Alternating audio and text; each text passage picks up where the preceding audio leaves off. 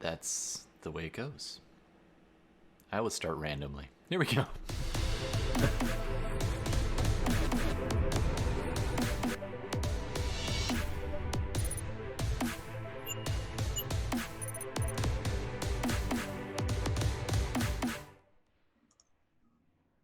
Hey, Internet. My name is Todd, and I'm going to play some Dungeons & Dragons with some friends of mine via remote. So we're going to be playing ongoing campaign called Ambiguously Moral. Morally Ambiguous. It's actually a dual campaign, but it hasn't been for a little while. We'll see what happens. So check out our earlier episodes all the way back to episode 1 and so on. We also do other games throughout the week. I've become addicted to Elite Dangerous. Be careful with that one, folks.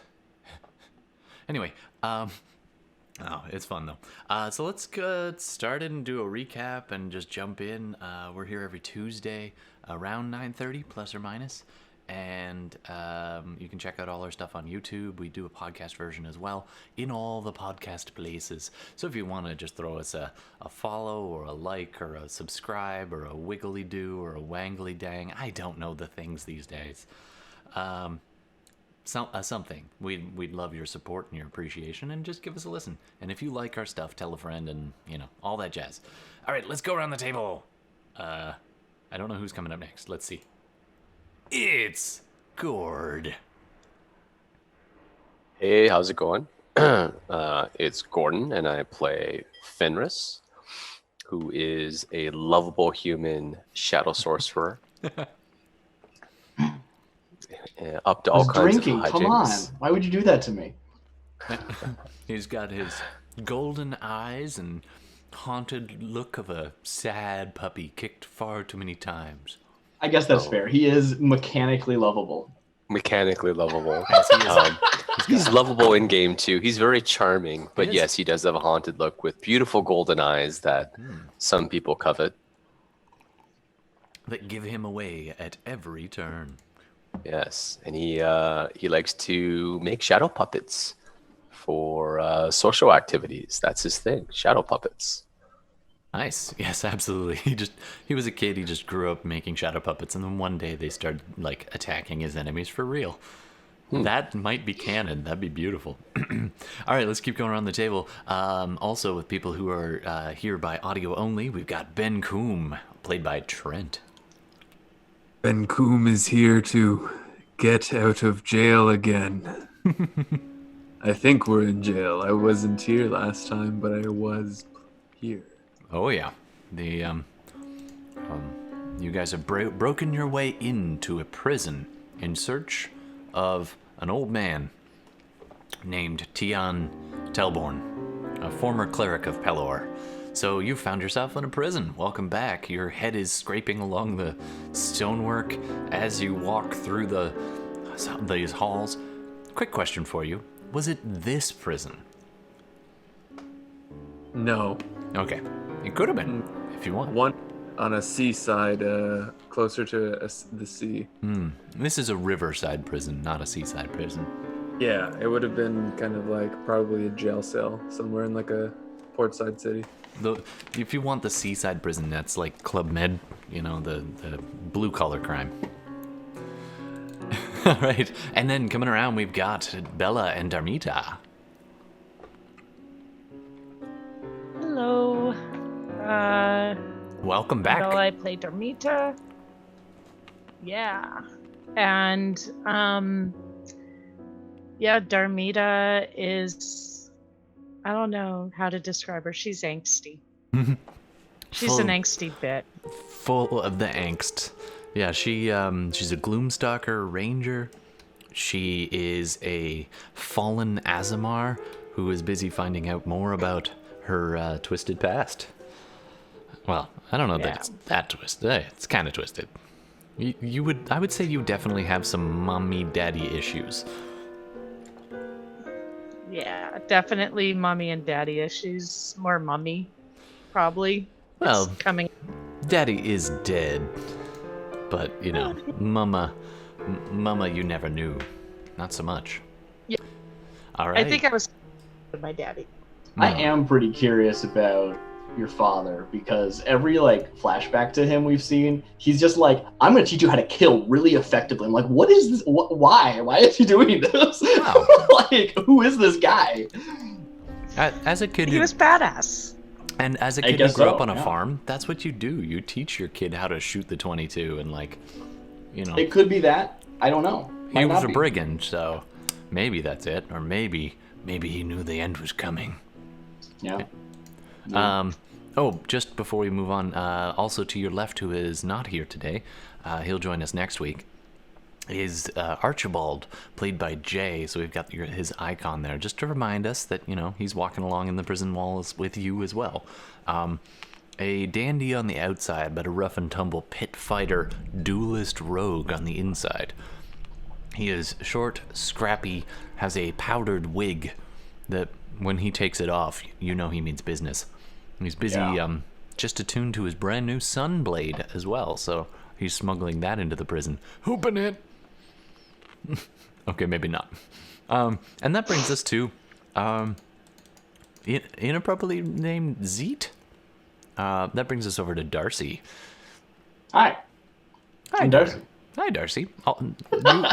You currently don't have a character in our campaign, or rather, you've No, got... I'm just bouncing around, you know. I'll probably do some voicing for Archie while he's not here, because that was a blast last time. Absolutely. I You know what? really enjoy doing that voice. It's really good. It's a, Like, hats off to Jay. That was just very, very good. It's a very fun character to play. So for now, I'm actually going to just call you NPC Monkey.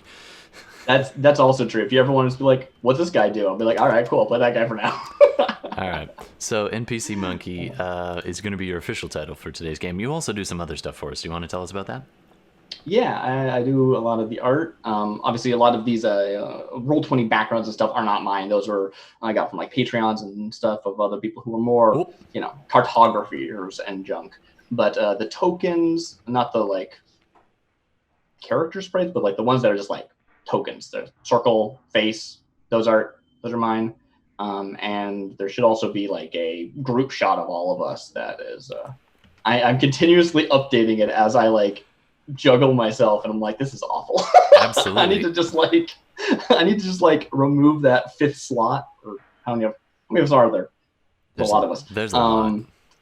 And then just like reorganize everyone, but I don't have my like PSDs anymore.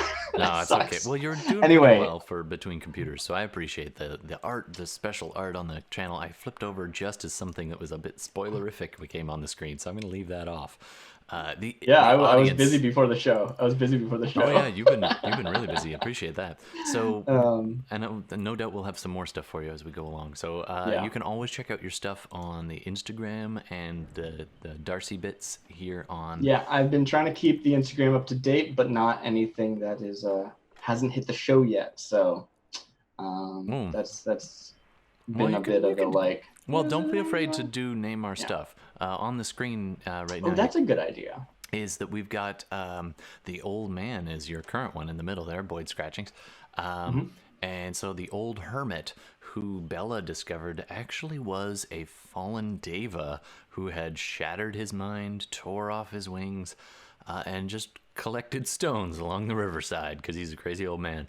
On mine, you see last week's episode. I didn't put out this week's cover yet, so we'll see that. And then Jay also does Sylvester Deadleaf minis, so he paints minis in his spare time. So we got all kinds of hobbies up in this joint.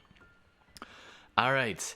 Anybody else want to do any shout-outs or greetings or announcements before we dive in? I think I'm good. I could ramble a lot, but I'm good to go. it's fine. All right, I do need to figure out the map thingy is not wanting to load. So for now, we'll just jump into our multi-screen. What? Theater of the Mind? That's not fair. That's my favorite. So, you guys have been tasked with breaking into a prison to retrieve the father of an ally, a woman by the name of Sarah Telborn. She is currently shackled, standing next to Benkuhm, the two nobles in disguise of Archibald and Darmita walking along behind. Fenris, disguised as as an inquisitor, which is their magic users, the sanctioned magic users in this corrupted sect of Pelor, which has taken over the land. Along the way, you can hear the sounds of coughing and just general disease, the clink of chains, the rattle of keys from the guard who is walking with you, a man by the name of Pauldron. You are descending deeper and deeper into what was it called again? Into Salem Rock Prison. That's right. And a big shout out to the namers for that. I really appreciate that when we get some viewer interactions. So don't forget to chat at us, you viewers. If I can find my screen again. Too many windows. Too many windows open. My brain is losing it. Okay, so you viewers, you are always welcome to interact with us, make suggestions, name some stuff, throw stuff at us, and we'll see what we do with it. We got the improvs going on here. So if you're watching live, make suggestions, just say hey. And also, if after the fact, you can always name our stuff. So if we have a name that we need, we'll try to blast that out and get that on the show. We like to play. All right, I'm struggling to get this silly thing working. Give me 1 second here. This is a good time to drink a coffee, and at 9:30, because that's how I roll. That's a Look, I mean, thing. not like we're going to sleep anytime soon. Yeah, it's true. It's actually 9:50, but Hey, I figured I was going fairly quick into the story. All right. Oh, you know what? That's not it. There we go. We got our maps going. Let me shrinky that downy. And all right, almost there. Almost there. Okay, so we are back in business. So we use Roll20. We're still trying to work out the kinks. So everybody, you have made your way successfully into the prison. You win. You won Dungeons and Dragons. You left the office of the warden, who was pretty chill, pretty casual about sending you on down. She gave you the okay, gave you the guard, and sent you down a twisting staircase, which actually was located just north of the office. I would like everyone to do a perception check for me. Did you just swap maps or no? No, I just hit the scroll wheel and it went a little nutso. Yeah, it looks like the background moved and we stayed still or something, maybe? I don't know. It's a time warpy effect I spent hours on. Nice. All right, it's loading again. So while you guys are doing that, you can call out your perception checks for me. 14. Okay.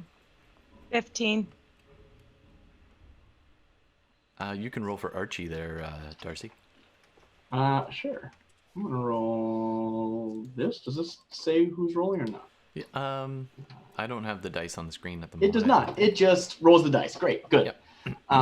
Darcy. That's excellent. It does not associate with the sheet is what I'm saying. So I've 21. got like 4 sheets. I'm just like, that is a 20 with a +2. I don't know what his actual modifier is. That's just the sheet I happen to be You looking can at. assume everything's at least +2 or +3, and then probably most things are +5. He's a rogue. He's a skill monkey, likely.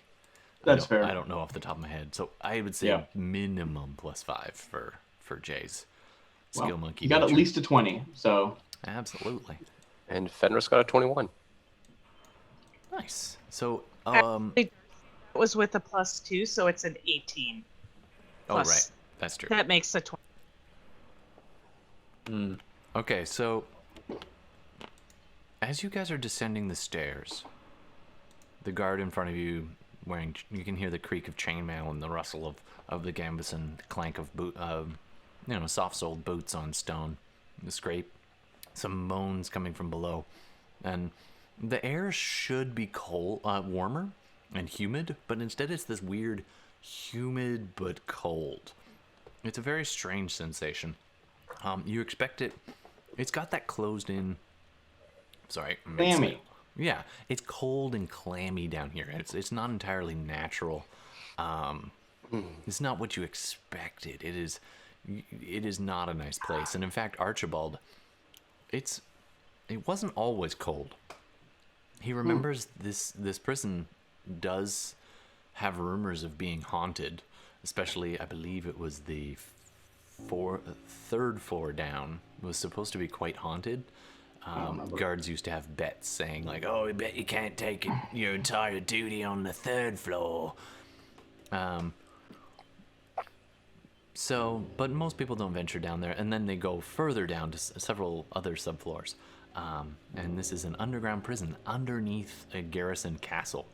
There's also, on top of all of this, a bustling kind of pseudo-military group of this sect. And so you've got all the things that support them. And this place is packed. As soon as you get down a level into the prison proper, you can see that every cell, the flickering torchlight of the torch that Pauldron is carrying, reveals that every cell is packed, almost to overflowing. People are crammed in. Here, let me show you. Bum. I don't care what the previous broadcast said. This map, which I believe was by Neutral Party, which is a good map maker on the internet. Patreon, support them. Go. So you guys are just at this staircase up at the top. You can hear people coughing and moaning. These large cages are filled almost to capacity, and the stone wall on your right.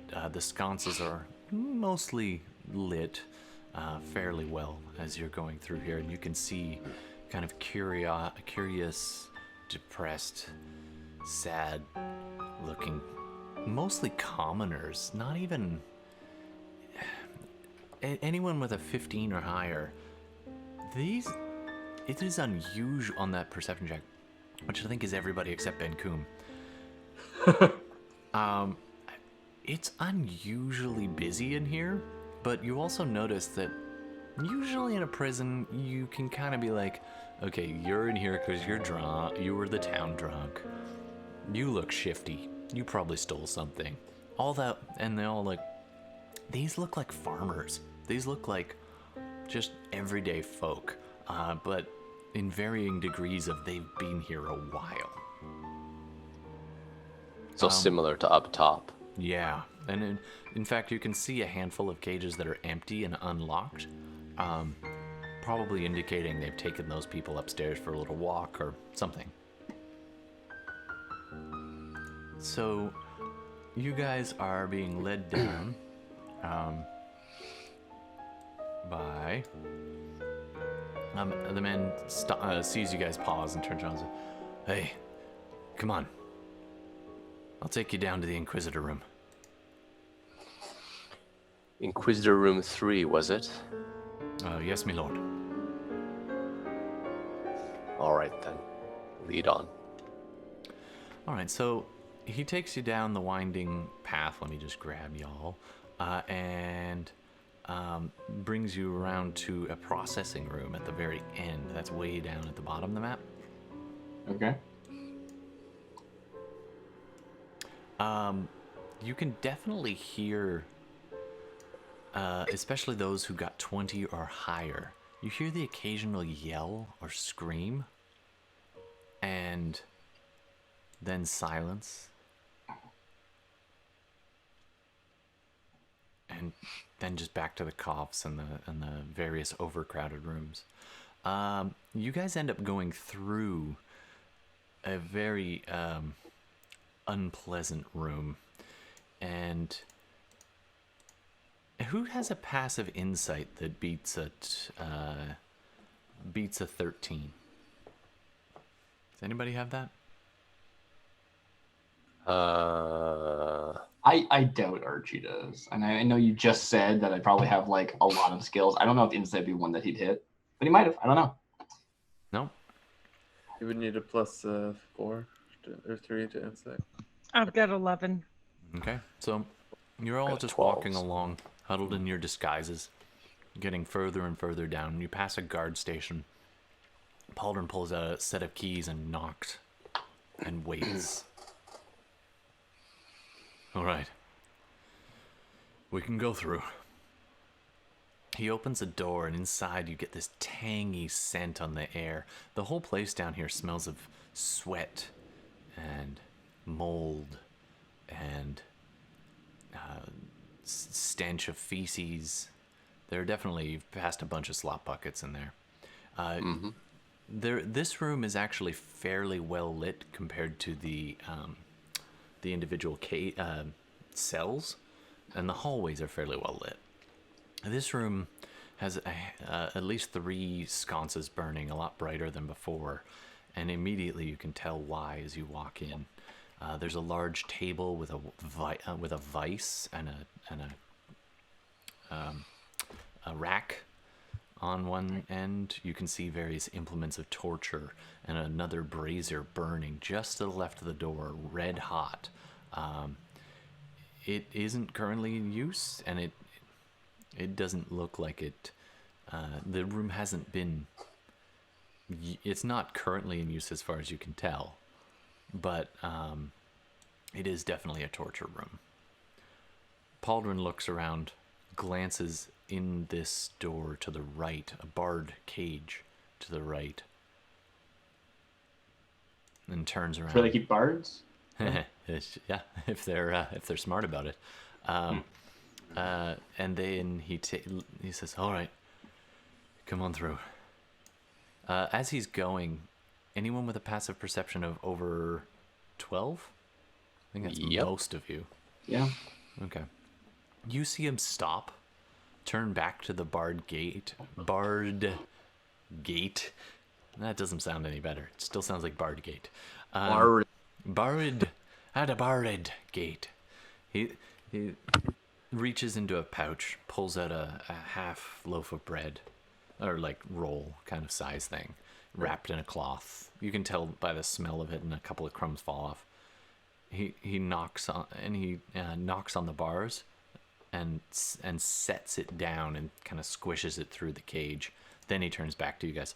"Sorry, I'll lead you through."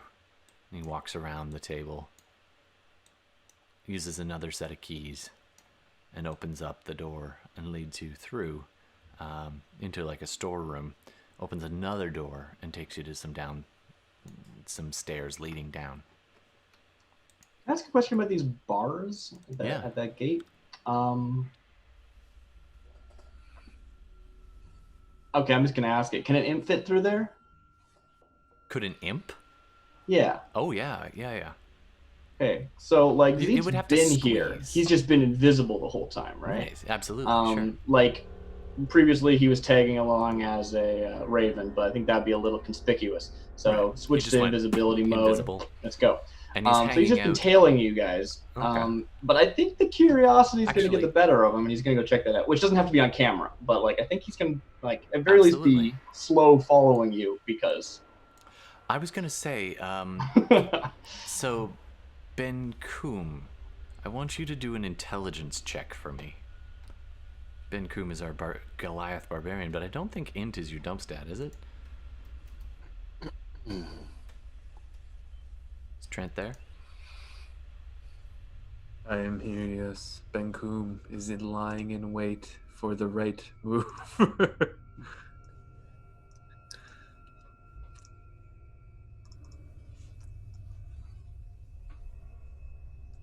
There is a bit of dead lull in my right headphones, so I Oh, turn it okay. off. No problem. So Benkuhm, who's disguised as a 7-foot human right now thanks to a hat of disguise. I was gonna ask, what do I look like right now? What did you guys? You, I believe, were a guard, essentially, right? Yeah, you were like Inquisitor's personal bodyguard or something. Right. I guess. Something, if I saw someone else kind of wearing guard clothes, I wouldn't copy the uniform, but I would put like pretty similar colors, so I could be like mistaken for a guard. Absolutely. Right. Can you do a retroactive intelligence check for me? Why? Why are you doing this to me? Reasons. That's 7. what I hoped. I'm so glad that happened. You wouldn't even need to explain it to me because I don't know. No, you've had this itchy feeling on your back basically ever since you got to the prison. And you keep doing this, then you occasionally get this little nip on your finger and like a little hiss going, "Stop it! Shh!" and then you're just like, So how do you react to that? This is a bit of a flashback to just as you're about to enter the prison, as you got out of your figured they were fancy just carriage. flying, but like sure. Like, or like enter the prison proper after you went across. Sure. I feel like Benkuhm would have just listened to what they said. Okay, and I'd just be like, "Oh, okay." Some random flea on your back is like talking to you. Oh, Yeah. I just got a lot of Horton Hears a Who vibe from you right there. So, yeah, I just leave it. I figured I don't know what it is, so it doesn't matter. I've got crabs again, but now it's on my shoulder. Probably. That's why I do this game, to make Bela make that face.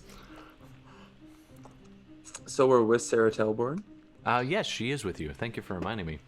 She's going to be sandwiched in between you and Fenris on the map. Right? I'll drop her there in a second. So, Father? basically, Zeet, you can go ahead and put our little imp NPC's icon on the map and give it the invisibility condition. Alright, let's see. What can I use for that? How about Ninja Mask? That works perfectly. All right.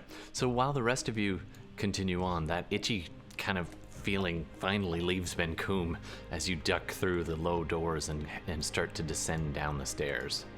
Pauldron taking the last torch with him as he descends, lighting the way deeper into the prison. Essentially, you guys are greeted by almost an identical layout with an almost identical scene. You're like caught in that Groundhog Day effect. Except we're all caught in Groundhog Day, am I right? No, too soon? Okay. So you guys are essentially back at the starting point for this map and descending further. Let's cut over to Zeet for a second. Zeet, there's a scent coming from that prison, that small, windowless torture chamber holding cell, and a sound that, I don't know, it gets your attention. You decide to leave Benkuhm behind. What do you want to do? I just want to check this out. I just want to see what this is going on in there. Okay. Can you go ahead and roll let's go with either acrobatics or athletics to try and squeeze through the bars. Okay. This I can't don't go. think we have either of those skills, oddly enough. But I got a 23, so that's good. Wow. All right, you fit. No problemo. I mean, we didn't actually talk about how you wanted me to stat this guy, so I don't know. That might be a lower dex score depending on your opinion. You still rolled a 19. I think you're fine. Exactly. Yeah. Yeah, it should be fine for the rolling here. a 19 is totally fine. So Yeah. you squeeze through no problem, and inside you hear the I'm quiet. gonna be able to get out. Well, that remains to be seen.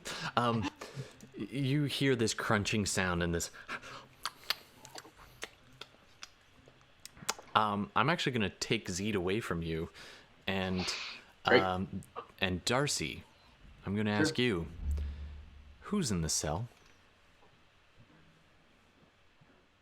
Do you want me to just come up with something cool, or are you asking me to introduce a character? What are you doing? Probably the latter, but if you've got other ideas. Barring I that, don't think I have anyone prepared that makes sense here. Why don't we go with the deep gnome? Sure. Okay. Yeah. Why not? Yeah. So I guess from Zeet's perspective, we see in this probably very dark cell, I would imagine. There's no It light in is. there. Why would There's there be? there's a little bit of light peeking through. There's a little less light now that the sconce has been taken. Out of the bars and such, but that's Yeah. about it. This diminutive feature, as you just said, the deep gnome. So this Sverfneblin. Sverfneblin. Yep, that's right. Yikes. I'm gonna have a heck of a time saying that. Thank you. Yeah, 3 syllables. Sverfneblin. All right. So, dark skin in a very gray kind of way. Almost a rocky texture to it. With sort of a waft of white hair, which is probably a little dirty now. I don't know how long they've been in here. You tell me. And I have no idea what their clothes situation is because, you're a prisoner. But basic clothes.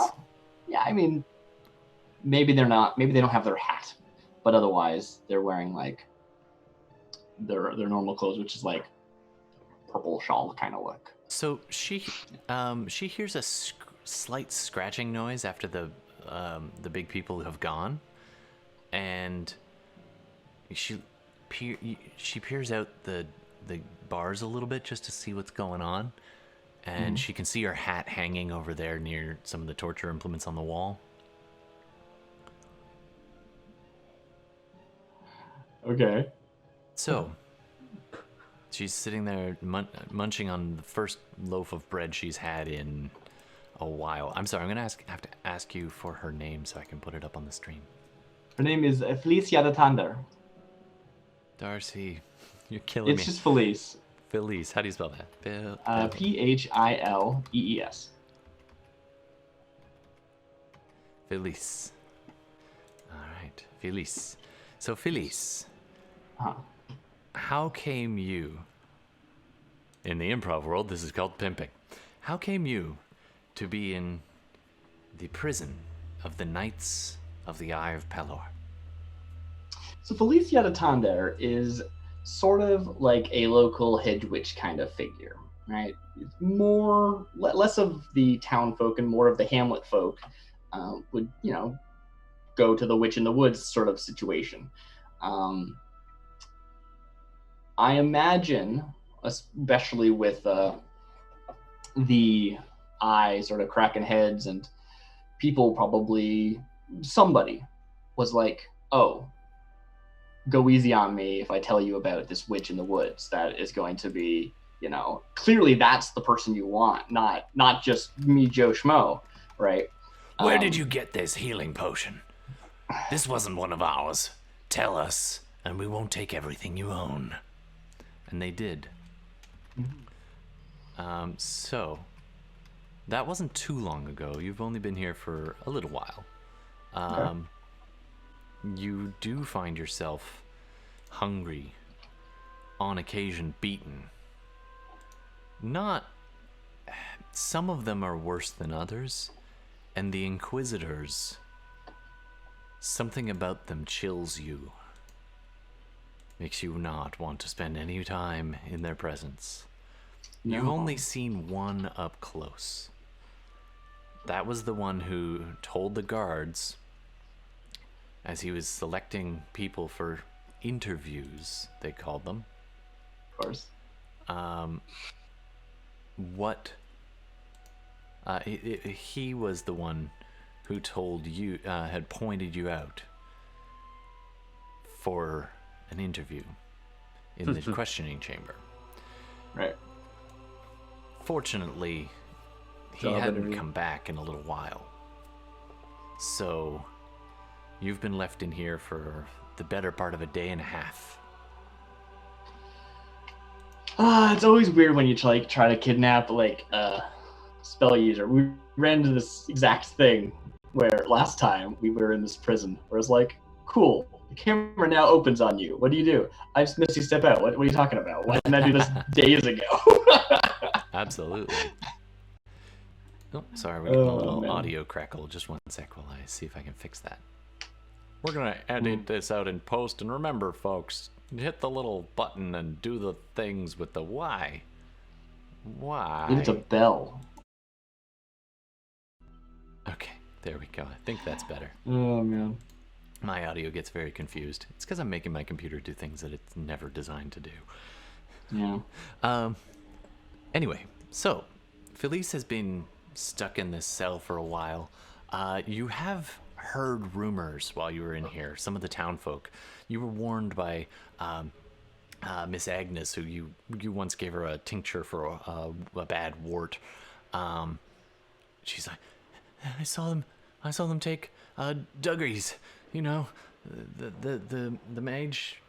Yeah, and he was trying to cast a spell to warm up his food to make it taste better and not like the garbage they feed us. And they knew the door was closed. They didn't see him, but after a few minutes they came in and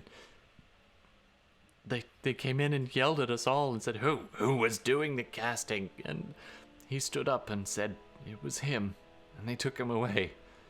We haven't seen him since. They took him there, and they pointed to the room that you're in now. Okay, I like that. That's good. That's really good. Maybe I did try some casting already. All right, so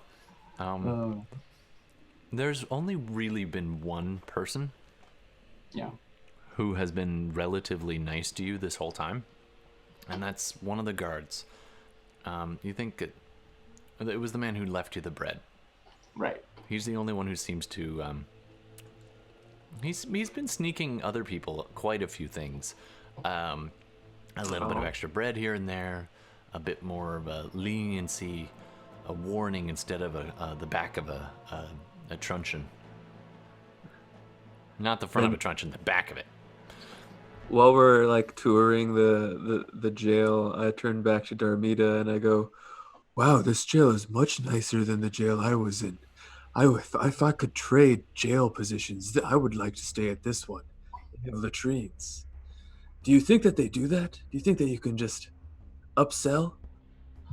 Careful what you wish for, Benkuhm. Nice. So, meanwhile, down a level. You guys are led through the halls. Very similar situation.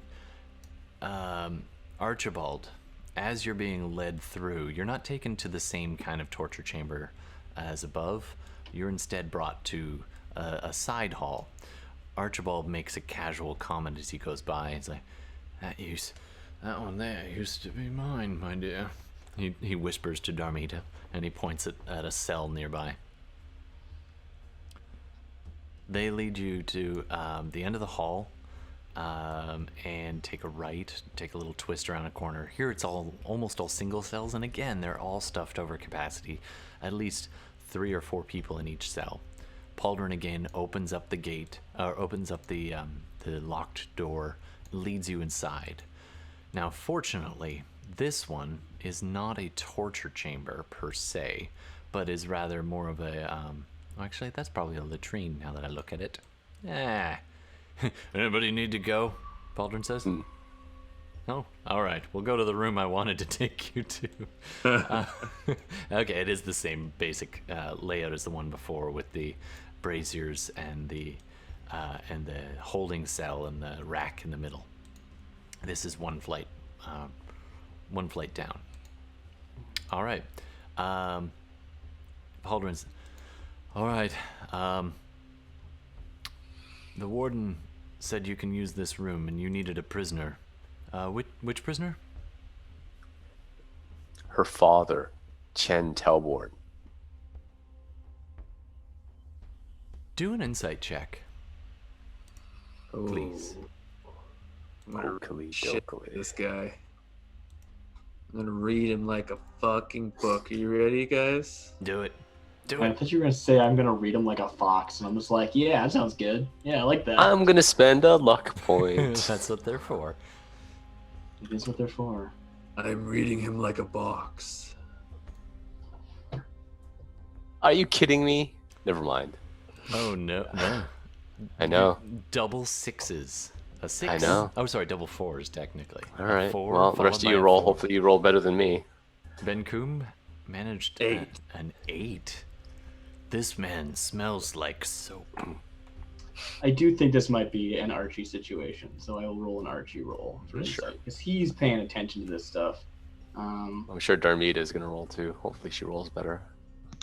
There you go. Again, I don't know what his actual score is. That is a 14 on the die. Wow. You can Yeah. make your own judgment call. All right. Archibald picked something up, and Bela also rolled a 16, or got a 16. So people who got over a 15 saw his face when you said the name Tien Telborn.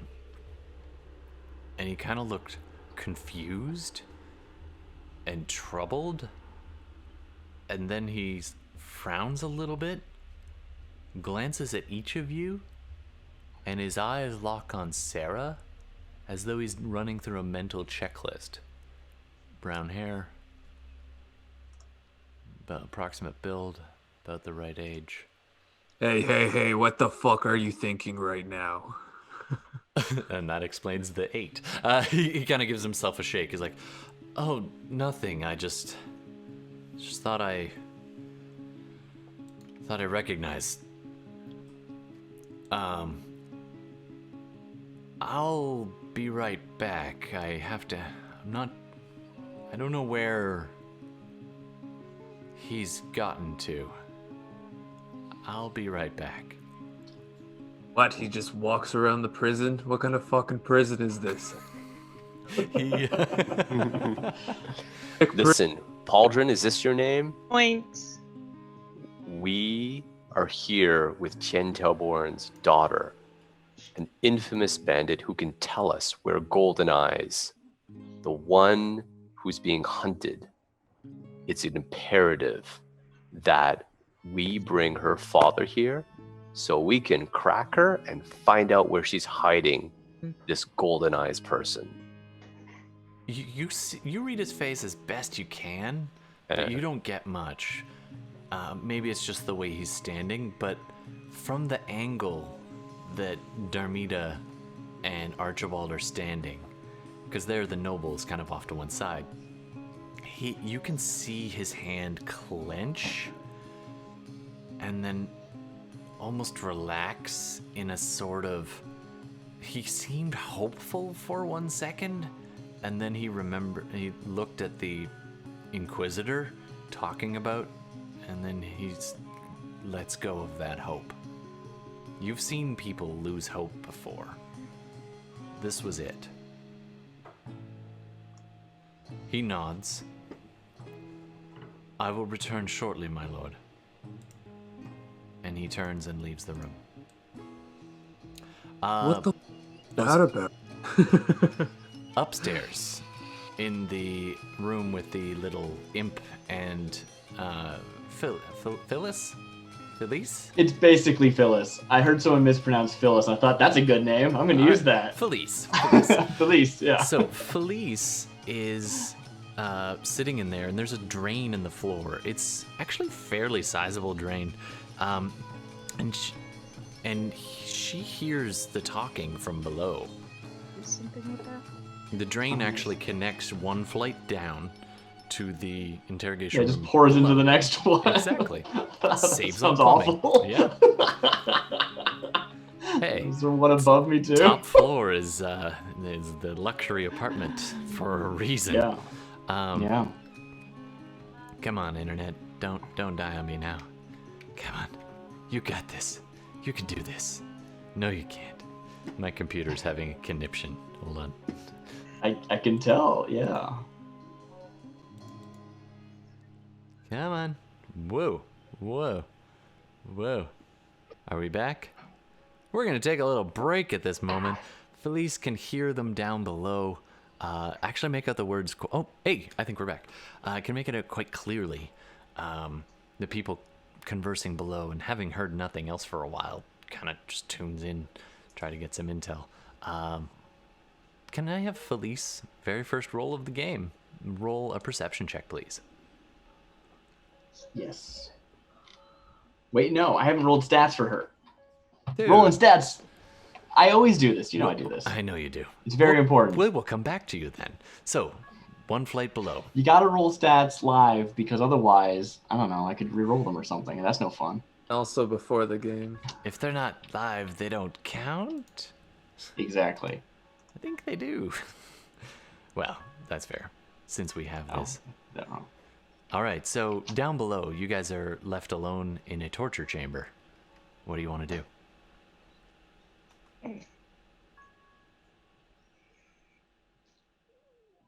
I'll check out some of the torture tools. They're pointy, rusty, and not very well cleaned. Yeah, that's what I would expect. These stats suck. Where'd he go? Just remember, Darcy, when you're rolling, you roll a full set of 7 4d6. I did. I just rolled an extra one. The last one was a 6. Thump stats can be a blessing, right, Benkuhm? Yeah. Yeah, I mean, but mine, I got like a 7. That's not so bad. That's not too bad. Well, the last one was a 6. That's the one I'm not using. The point is it didn't increase the stats of the rest of them. Anyway. Oh my God. And you can always re-roll the entire set if you want to try your luck again. I will not be offended. I would. I would be offended. You just have to deal with Trent. All right. So Trent was saying, what the heck? So you're down there in the prison, alone in the room. The plan is working? I just make a hand gesture across my throat saying, don't speak. What? You know, like the... and I say, and I just say, shh. Umi? What is that?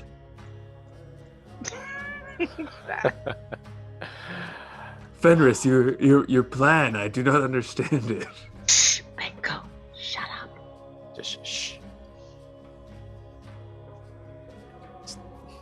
And I don't, and I basically, I also look at Archibald like, no speaking, like I shake his head. He nods and gives a hand signal that you don't actually understand, but if there were any I thieves put here, it would be a thieves' finger camp to for my gotcha. ear I put a finger to my ear as if I'm thinking I'm paranoid. For all I know that they could be listening, so I'm putting like a finger to my ear and I kind of motion to the room which is basically a hand signal that maybe we're being listened in on. All right. After a few moments standing in the dark, in the cold, damp, silent prison, or near silent prison, Sarah looks over at Fenris and says, "All right, you got us in. I hope to God you can get us back out again. Whew, that woman upstairs. I wouldn't put much past her." Referring to the warden you met on the way in. Yeah. I don't respond to her. I'm just kind of quiet. I actually don't like this place. It's a place that I've tried to avoid all my life pretty much. And it's a bit unnerving to be in here. So I'm just listening and waiting. Point, you hear footsteps. Move over there. Archibald. Just checking. Archibald turns to you all and says, "Right, I didn't think I would be back in here anytime soon. So, How was the food, Archibald? I've had worse." I might be thinking about retiring here. "Let's hope not, big man. Let's hope not." And he smacks you on the arm. "So, we need to get your father and get out."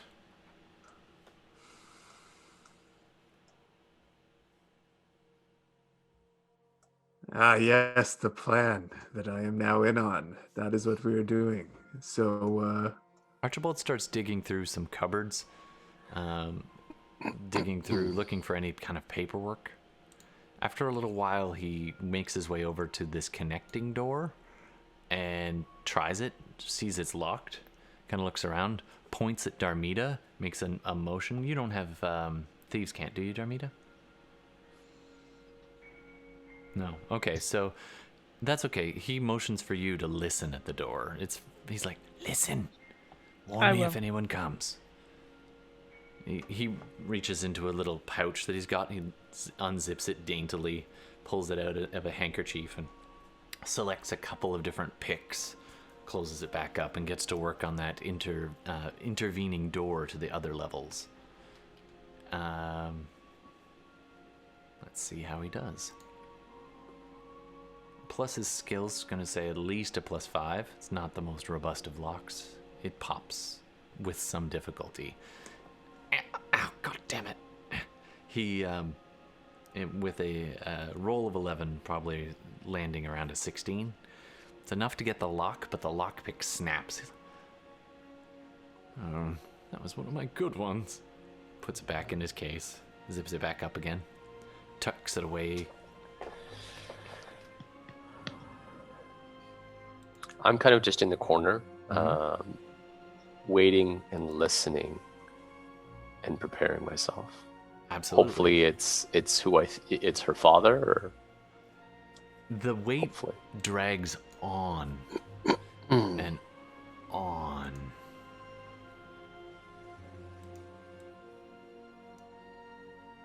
After a little while, Sarah looks at you. I don't like this. It's taking too long. It's a big place, but I would have thought they'd be here by now. Archibald disappears, opens the next door, takes a peek.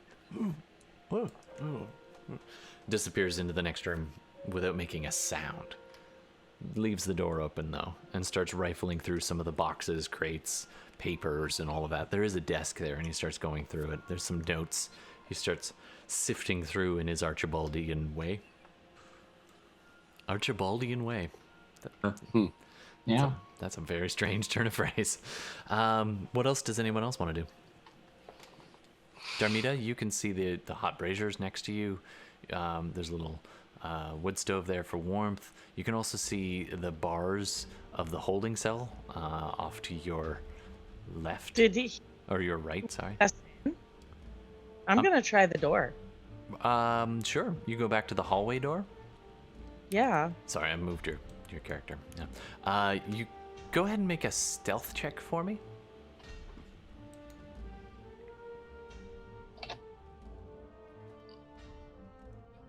14.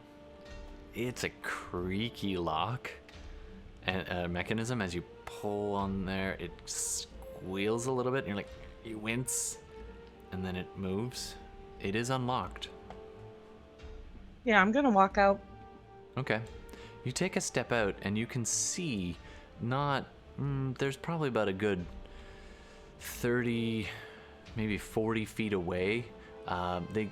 From where you are right now, it's questionable whether he sees you yet, but you see a guard walking towards you, and they've got a couple of people with them. There's a man in a kind of a fancier, not the prison guard uniform, and there's also a man in a woman in a red robe. You've seen these robes before. She's not an inquisitor. She's more of a follower of the Eye of Pelor. They seem to be walking down the hall. The guard leading them towards you, and he's saying something. Can you go ahead and do a perception check for me? Yeah.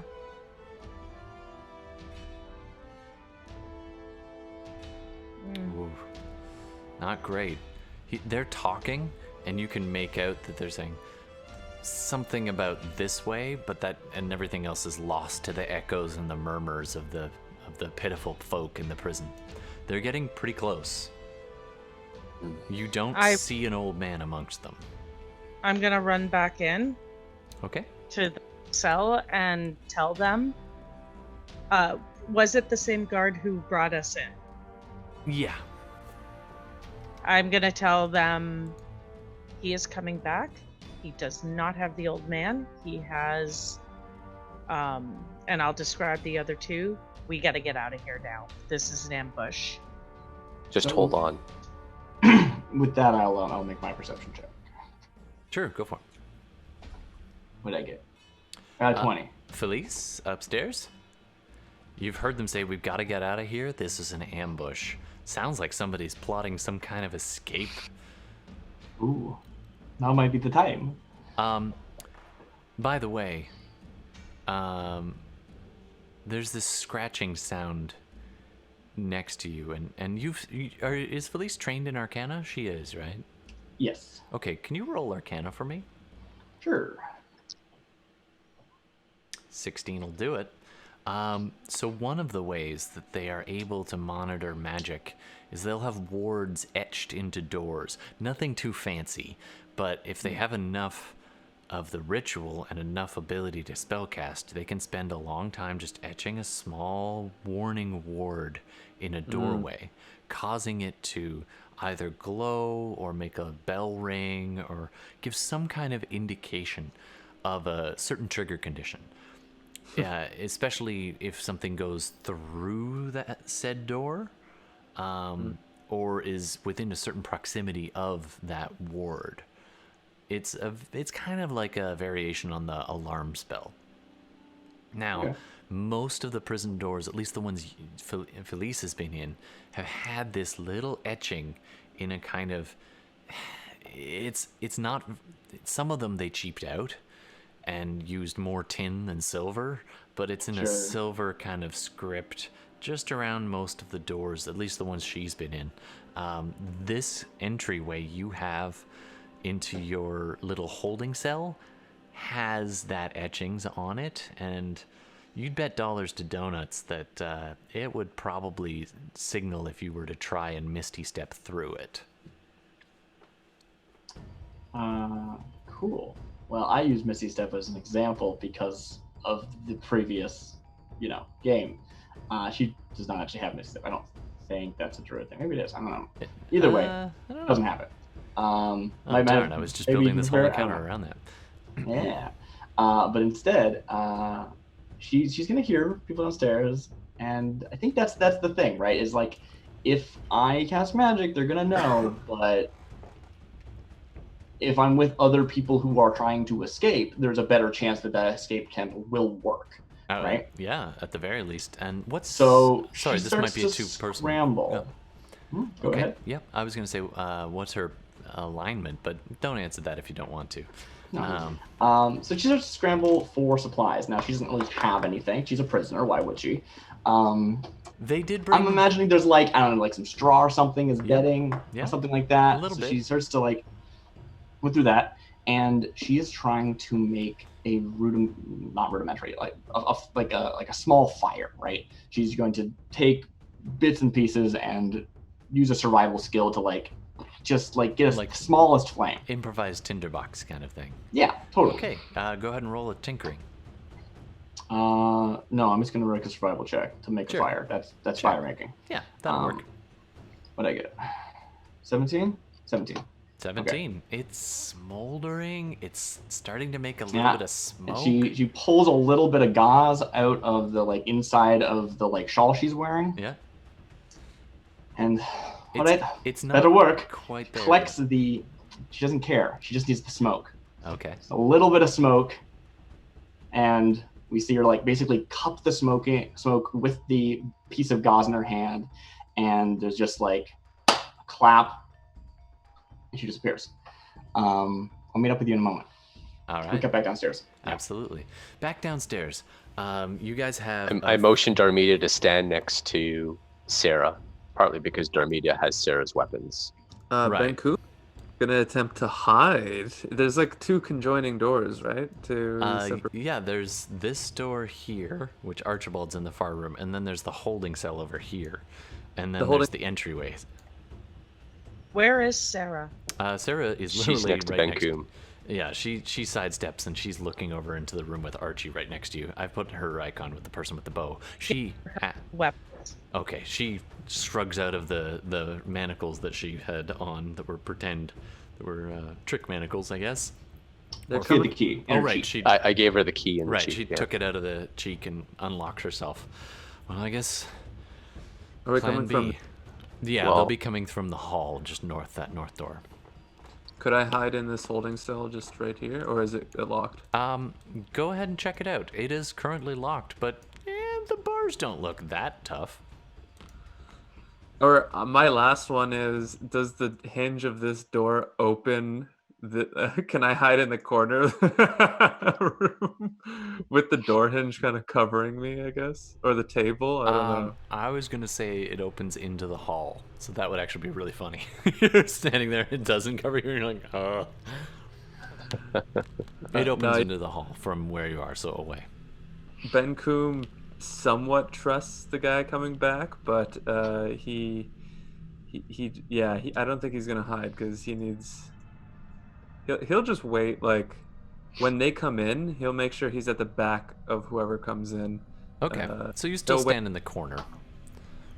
Yeah, exactly. I'll Alright. wait at the kind of like a guard almost. Yeah, I motioned everyone just to let me to give me a moment, Okay. like when they come, right? So don't essentially. I just say it'd be easy for a sec. Absolutely. They come up to the door. You can hear them talking. And be like, "All right, they're in here, my lord. Certainly, stand outside and watch. Whatever you hear, don't come in." The kind of armored man in half plate walks into the room.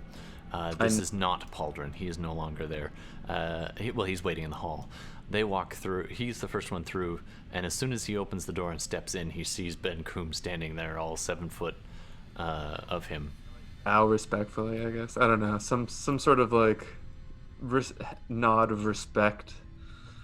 All right. He kind of a little bit surprised at your presence for some, and then kind of steps into the room further. I look at him up and down. Greetings.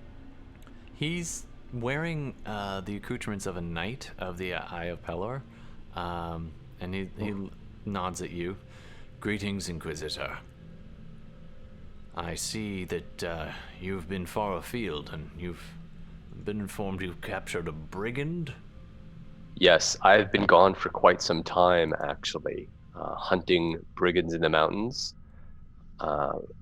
We captured a bandit leader named Sarah Telborn, and from what we know, we believe that she is hiding the young man named Golden Eyes.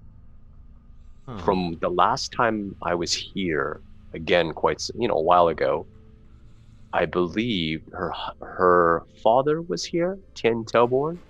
I want to question her. I believe that we can leverage her father to get her to talk. Go ahead and make a deception roll. That sounds fair. All right. Was my guard positioning so deceiving that he has such a persuasive advantage? No, please don't.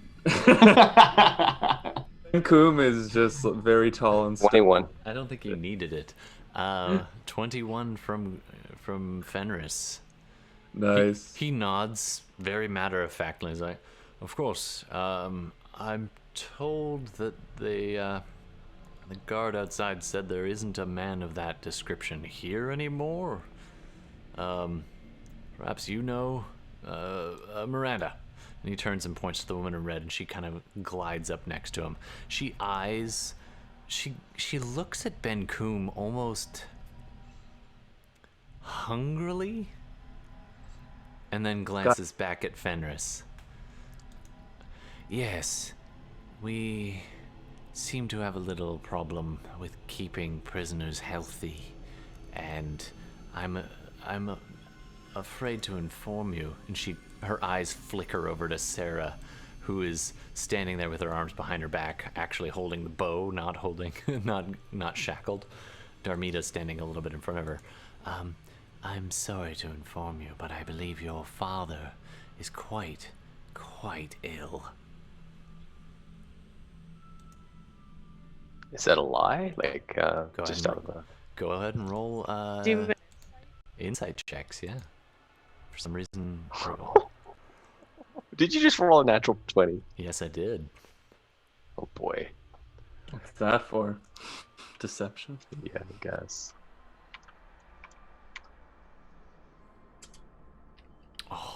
So close.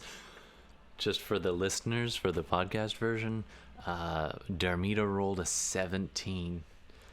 Fenris got a 19 total. And Benkuhm got a 5. Right. All right. Discarding. So I say, well, can you take him to us? I'm afraid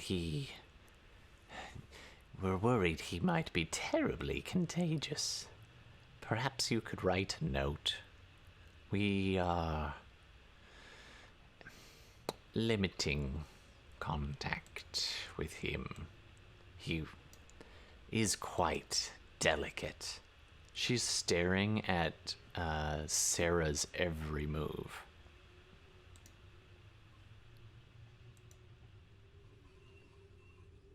Well, then perhaps I can look at him.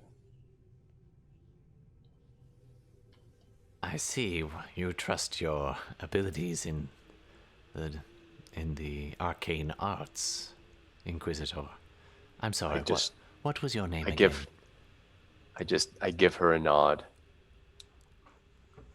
What was your name I'm again? I'm here on business. I'm here on business from the Eye. I don't have time to dally. Of course, I understand. The eye that travels.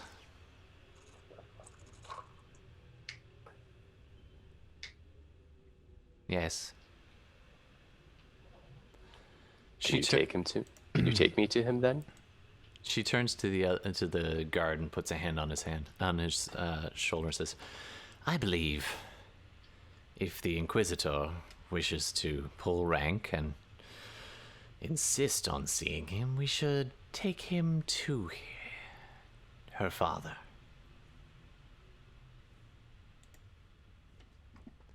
The guard kind of nods. But his back is mostly to Benkuhm. His back is mostly to Fenris as she's kind of trying to... And Fenris... Fenris and all of you can't see his reaction, but Benkuhm, you see his reaction plain as day. On his face is this dumbfounded look of like, but he's not here. And he actually says, but my lady, he's not. And she squeezes his arm and kicks him in the shin plate. I bring down... I have to restrain this woman, and I want to use 2 infernal points. Yes. Oh, here we go. Okay, here we things go. just got real. All right, we got real. Hey, Bella. Sorry, what was that? I'm right there. Like, I've got direct eyesight of both of them. Wouldn't I have seen her grab him and kick him? You do see him. You see this as well, so you can definitely react. He rolled a natural 1 on his reaction. She was trying to get him to hide his face, and he was just like, what? Totally botched his response. All right, Benkuhm, go ahead and make your attack roll. And you're going to be spending 2 charges of your custom magical weapon, the Devil's Chain. All you guys hear is of chain falling onto the ground, this length of chain extending off of his arm, and... Yeah, and I'm really curious what that looks like, because it was previously, like, under the disguise self, like, I guess, or something. It's hidden on under the... Like you armor. had, like, slightly stronger arms or something. It actually just looks like what do they call them? Bracer, and it the just bracer unravels. It just awesome. unravels into a chain pool on the ground, so that's cool. slightly writhing, and he just goes, and it eagerly whips out towards her. Pardon me, God, but I would have liked to done so with reckless, even though I didn't declare immediately. That's fine. Yeah, no problem. Man. So you are not currently raging, though. I don't think. No. Okay, I so just go ahead and make your roll with advantage. Okay. Yeah, I got a +7, so 20. All right. You definitely hit her. You can go ahead and do your 2d6 piercing damage.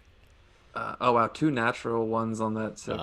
So not a lot of damage as the chain whips around her, and and because you've insisted magically, you spend those 2 points, and she is restrained as the chains just go loop almost slackly around her at first, and then as soon as they get close and you initiate it, they just go and cinch tight, and she is grappled and restrained. I'll go ahead and make a wisdom saving throw right now, just so we can keep track. No worries. Yeah. Ooh, a natural 1. Oh. You swear you hear this laughing. I start laughing too because I think it's funny.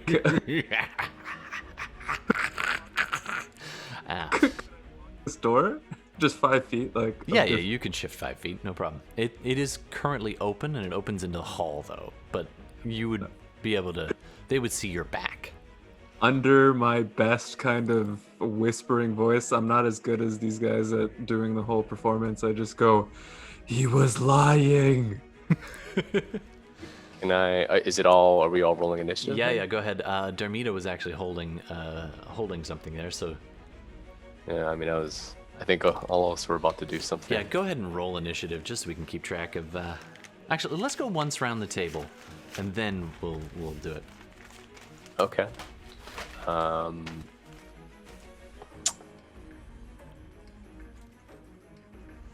If you want to go once around the table, or you don't care who goes first next. Let's just go in the order that we are on screen. So, let's start with Fenris. I'm going to use subtle and cast hold person on both of them, 3rd level. Just so you know, she can't move already, but I guess she could call out. Yes, and that's exactly why I'm Okay. casting hold person on both of them. Go for it. Make your. I have to make those. Those are saves. I'll just roll them in my thing here. What's the DC? 16. That's a fail. And that's a fail. So they are both held as these shadows kind of peel out of the darkness and just embrace them. Anywhere there's a little shadow falling on their face is now a bar, just holding them tight. And they cannot move. They cannot speak. So I did it silently so that she couldn't have an opportunity to counterspell me. Okay. And I motioned to the others to bind them and take their weapons. Bind and gag them, take their weapons. All right. Coming up next, Bela. All Sorry, right. Darmita. All right. Given that, I'll walk over and I'll take out some rope that I have because I do have all my Yeah, you've stuff. got all your equipment. And I will bind them up. We also have the manacles, so Yeah. I will manacle them. Sure thing. There's also extra manacles in the room. 100%. Yeah. Oh, right there. Yeah, I see it. So yeah, we'll put them up real tight. Put something in their mouth. Okay. Yep. You can easily find all of this in the room. You don't even need to use your own supplies. Like, I motioned to put the woman on the, or one of them on the rack, by the way. As if I can just say, one on the rack. And we're living up to the name, folks. What? Welcome to Morally Ambiguous. What? Oh, I cast my hunter's mark I did see onto that. her. Onto her. Cool. It is up and on her. Who would you like on the table? Her or him? Or, Okay. like, Sarah, put her on the table. Since I used my action. Sarah lowers her bow as she was about to go to, and just and walks around and starts moving her onto the table. she has to kind of drag, and it's going to take her a while to get this woman onto the table. Oh, we'll help her. Okay, so Darmita helps. The man is standing there locked tight, and Benkuhm is his shoulders are busy blocking the door. Yes. 100%. You hear Archibald rooting around in the other room. He's like, "Oh, don't start any fun without me. I'm almost ready." And now it's Benkuhm. Okay. Benkuhm, what do you want to do? You're standing in the open doorway with you're kind of spooling out the chain as they drag the woman towards the rack. Did Fenris paralyze the guard? Both of them. Well, he paralyzed the knight. The knight and the woman. You can hear, you kind of poke your head out the door and take a look. You see that the guard is just standing there, kind of looking kind of nervously. He looks up at you as your head pokes out the door. He's like, "Oh, everything okay?" Was he the guard that, like, seemed like he might be on our side? He is. Yeah, that's him. He He was the one who fed bread into the holding cell. Okay, so we have like a good feeling about this guy overall. It's up to you. I close the door and I just say, "Stand guard. We're both guarding." And I go back to the door and I kind of lean my back up against it and I just slowly am like, "Jail, jail, jail. I'm in a jail." By the way, cut back to the 8 months you spent singing that song, rocking back and forth, the sound of the waves crashing on the wall just outside, and now you're cut back to this moment. I think I'll spend my turn doing that because I know that the paralyzing is going to last for long enough, but he will at some point when they're done with the woman attempt to restrain the paralyzed guard. Sure. But as they unspool, as they kind of keep going, Yeah. maybe a round or two. Yeah, you can definitely keep her restrained even though she's that far away. It's got a 15-foot reach. The chains just tightly, actually mostly from where they're slipping at this point, is almost around shoulders and neck as they lay her down on the thing, the chain kind of spooling out and along, and just that's about the limit of it. The big guy in front of you, the knight, is locked tight and not moving. He is currently held, and it's kind of eerie as you can kind of see his eyes kind of looking around, but unable to control his own motions. I will end my turn just kind of leaning against the door so no one can come in. Sure. All right, you are leaning against the door that opens out. All right, next up. I know what you mean. Yeah, I'll stand. I'll just stand. I'll stay. I love that. You're just like lock. Leave. Felice, can you do a perception check with disadvantage, please? Sure. I'm curious as to why, because there's some stuff that I didn't fully explain what I was doing, so maybe you are unawares, but I will do so. I am, but I'm just wondering how much of this stuff you've heard. So with disadvantage, it's a natural one. All right, but you don't hear. Depending on how much time has passed. Sure, it's been a couple minutes. The Actually, point it's is not that even that long, she but was yeah. casting a spell and would have continued moving during the narration that's been happening since. Okay, so what is Felice doing right now? Felice has transformed into a cloud of mist and is starting to make her way through the grate on the floor. I'm so glad you said that. All right.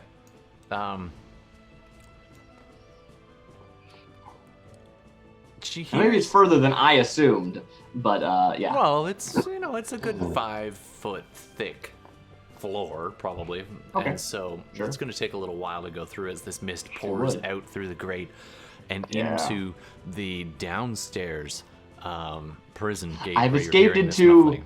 another cell. But you were not in the room they were expecting. And also, the one upstairs was definitely warded. Who knows if this one is? Try your luck.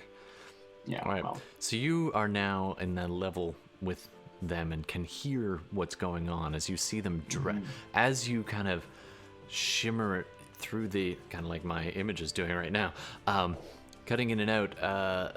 As you sift into the room, you can start to make out some details, some hushed whispers, some shuffling of feet. You hear, actually, you don't hear a casting of a spell. You just hear, put her on the table. And you then see two people drag one of those cleric type, Eye of Pelor types, not an Inquisitor, but onto the table and pin her down. There's also a knight standing locked still. And these people seem to have weapons. You remember seeing them before. They didn't have weapons at that point, but they do now. I remember seeing them from before. Okay, cool. Awesome. They passed through when the bread was Yep. left. Yep, they would have. Yep. Yeah. And hey, man, you don't have anything else to watch. It's not like you get 38 million channels in your little dungeon cell. That's what you think. I call over to Darmita to make sure that the knight is bound and gagged tight. And then placing the Miranda on the table, I make sure, does she have any arcane focus or... She does have a holy symbol. Okay. You could collect Yeah, another I mean, one. I take away her holy symbols. I take away anything that she could be using from what I think is a material component. I make sure that she can't use like somatic. So obviously she's bound. I want her on the rack though. Okay. And she is, and to make sure that she's gagged for now. All right. And maybe I don't know if we want to go out of like combat, but up to you guys. We're not strictly in combat after you disable them both. Now But I you're look both- at her intently in the eyes and I say, "You're gonna tell me where this Chen Telborn is." Nice. And I just kind of motion I start to wind the rack. I assume she's strapped in. You strap her in as you're saying this, and Oh, yeah. Sarah figures this out and starts doing her feet. She's locked on the rack. Meanwhile, Darmita has the big knight guy with a gag, like she's holding the back of his gag, and he's locked in place and also bound, knocked to his knees, and chained up. As you guys begin to question, to get some answers, turn the tables on the interrogators. We're gonna take a little break. No. Oh, sorry. No. Hey, I can come back. Go I ahead, can come though. back. Go ahead. Darmita, what do you want? No, it wasn't. It's building up. It's like getting to a crescendo. So I got excited. Good. All right. I thought you had like a thing you wanted to do before I cut to break. Oh no, I'm just getting really excited. Awesome. This is building nicely. It's getting tense, man. Getting tense. All right. We'll be back in a few minutes. Thanks very much for watching. Don't forget, if you're watching live, you can make suggestions in game. And we are SideQuests Live. We'll be back in a few minutes. Paradigm. I have to sort out the music. Testing. Hello. Hey, it's working. Probably working. No, I can see the little thingies. It's moving. All right. Hi, everybody. Thanks for joining us. We're SideQuests Live, and we're locked in a prison. You know, like you are, playing some Dungeons and Dragons. Gotta get locked in a prison at least once. Yeah. So. And we haven't even got locked in yet. No, you're kind of locking yourselves in at the moment. You are currently holding a jailer, or someone who is a cleric, pinned to the table, being tortured. I was gonna say I wanted to flash forward a little bit, unless you want to ask specific questions. I'm gonna let Fenris roll an intimidation check with advantage. And I'm going to let. Actually, do you want to be good cop or bad cop? Fenris? Yeah. I mean, you gotta play that scene now. You can't just decide. I think like where we left off, Fenris is definitely going to be bad cop. All right. So you're going to be rolling intimidation with advantage. Anybody want to be good cop or no? Sarah? Sure. Sarah's going to be. She seems to be. I don't think anyone's in a position to be good cop. That's fair. Maybe Archibald.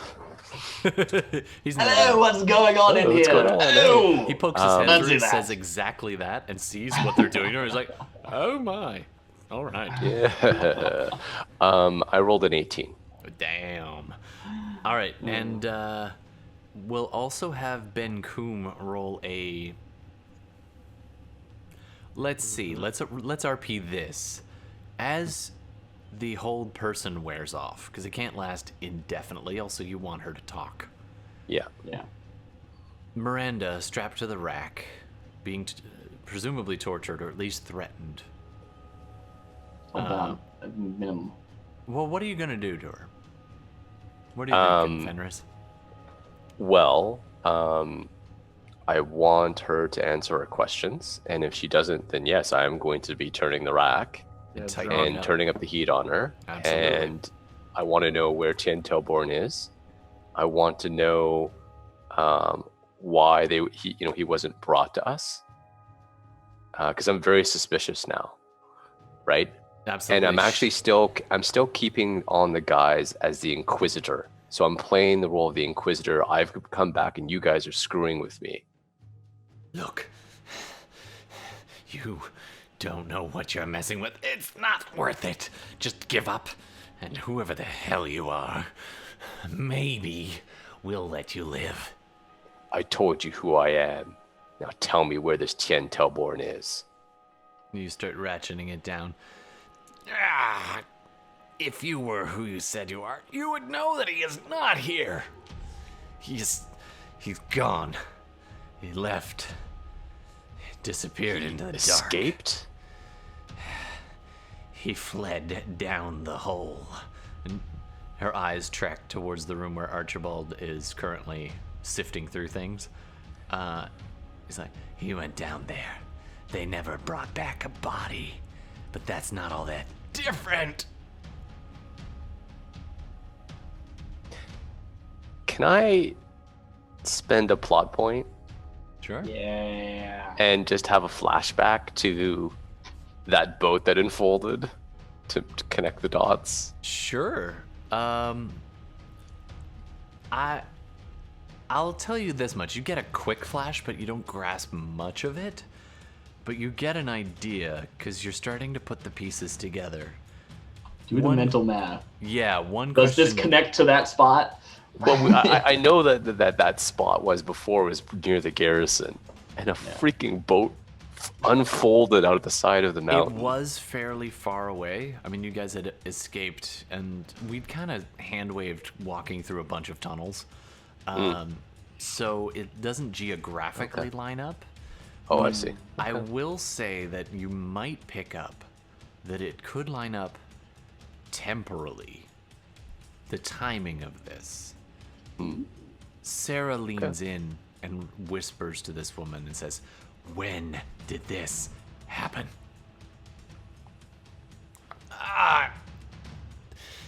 8, maybe 10 days ago. That lines up. It does sound about right. Good job. It's like, It's- maybe. Maybe. You don't get so much of the boat didn't attract your attention, but your dreams have been haunted by these eyes. The eyes of this woman looking up at you from the shadows at the base of the cliff. She was on this boat. It seemed odd, out of place. And ever since then, you've had these dreams of walking in this... It's this grayish landscape that looks vaguely familiar, and you look out, and there, standing by the river, you see her face again. In the clouds, occasionally you see her eyes. You're not sure who this is, but there's something that haunts you about that woman you saw ever so briefly. standing on the edge of the ship that your team had turned aside from. You're back in the torture chamber, looking at this woman on the rack. You're looking at Miranda, the cleric of the Eye of Pelor. She's muttering away. She's like, "Who are you? I know you're not who you say you are. You don't know the cipher."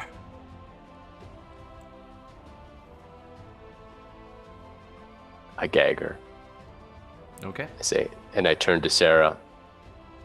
He's not here. We need to go. Benkuhm, you Yeah. hear... Oh, sorry, go ahead. Do you want to say something? Just one thing. Yeah.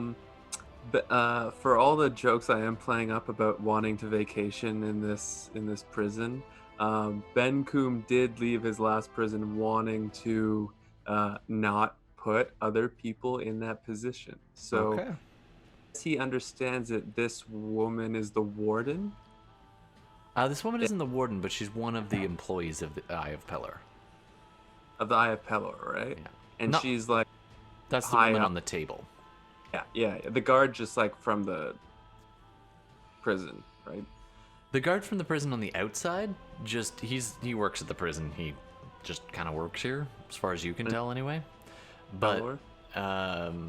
well, I mean, I don't know if you draw that much distinction. The knight standing next to you, or kneeling next to you, bound and beginning to be hogtied by Darmita, he is definitely wearing the accoutrements of the Eye of Pelor with the, like, holy symbol emblazoned on his breastplate and so on. Yeah. Go ahead and do a perception check for me. Okay, I will do that. Yeah, I want to say something to, but I will. Let me look around first. Perception, natural 1. Nice. Wow, I rolled so many natural ones. Do you hear the rushing of wind, the slamming of water against stone? And for a moment, maybe it's this environment, you just feel almost like you were back in that prison so many, at this point, years ago. And Yeah.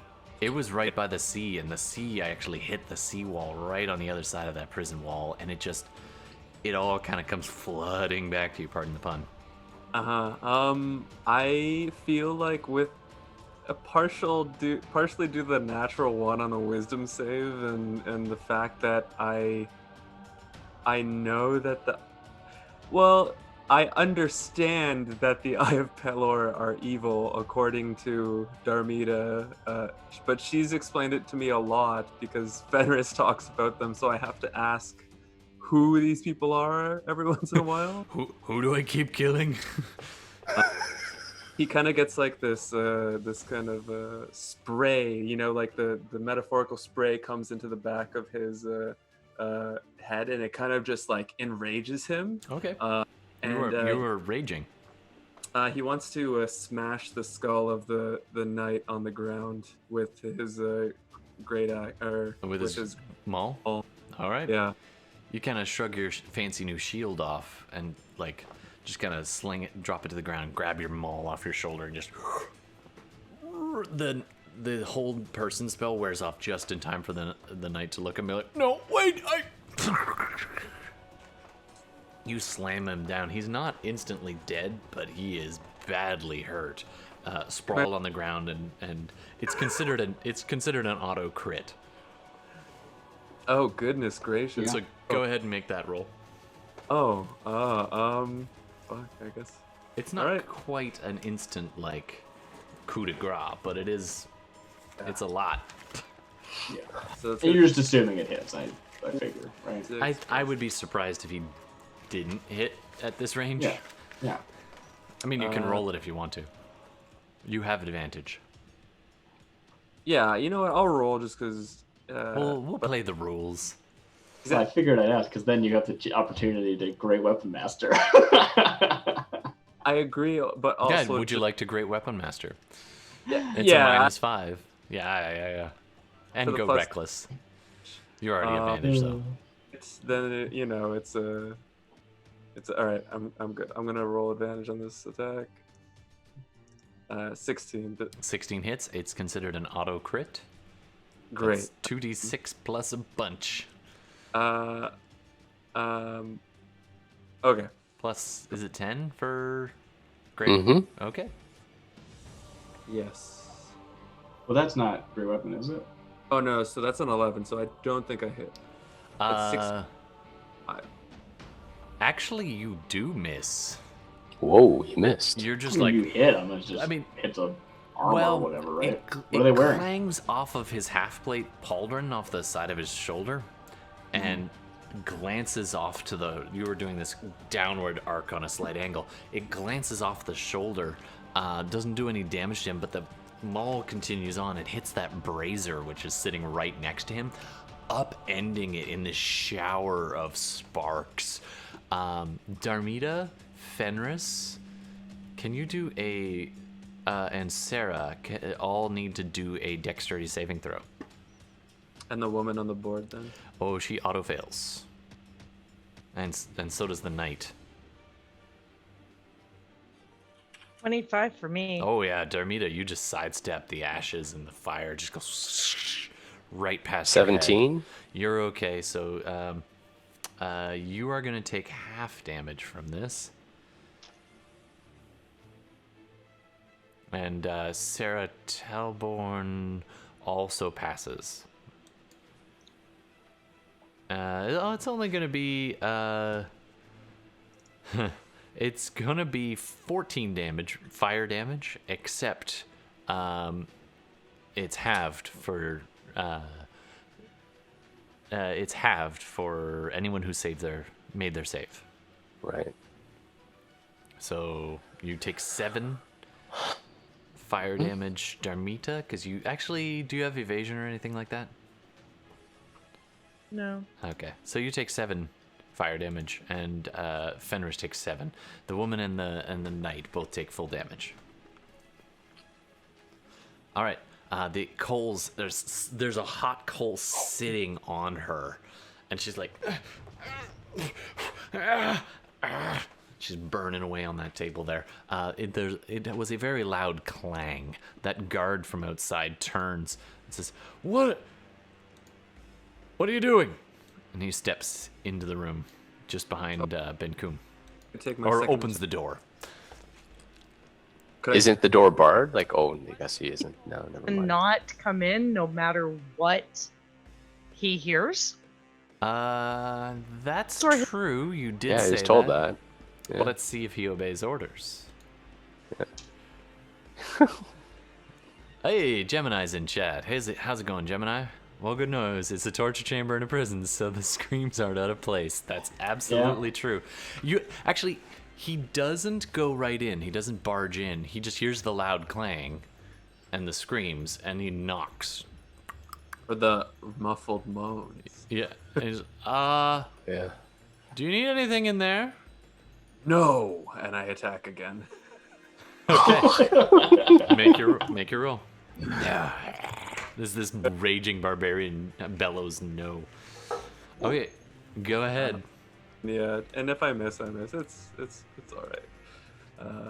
Does he still have advantage? Oh yeah, Ooh, he's doesn't definitely. matter. They're still bound and gagged.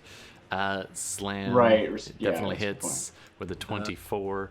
Cool. So you can go ahead and do your worst. Actually, that'd be a 19 still hits. So go ahead and do your worst. Are they still paralyzed? Is this the same turn type of thing? Yeah, it's still the same. That's turn. what I was more wondering. Yeah, Yeah, because you were saying like you just broke out right then, Just- which I know isn't flavor, but still. No, the other guard on the outside. Oh, but he was unheld, but he's still bound and gagged. Yeah. Yeah, and manacled. 2 points of bludgeoning magical damage.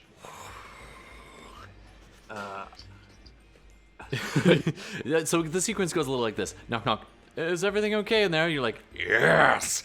Boom, and this head just like an overripe watermelon. Just the helm that he was wearing did nothing except to contain the spray in one direction.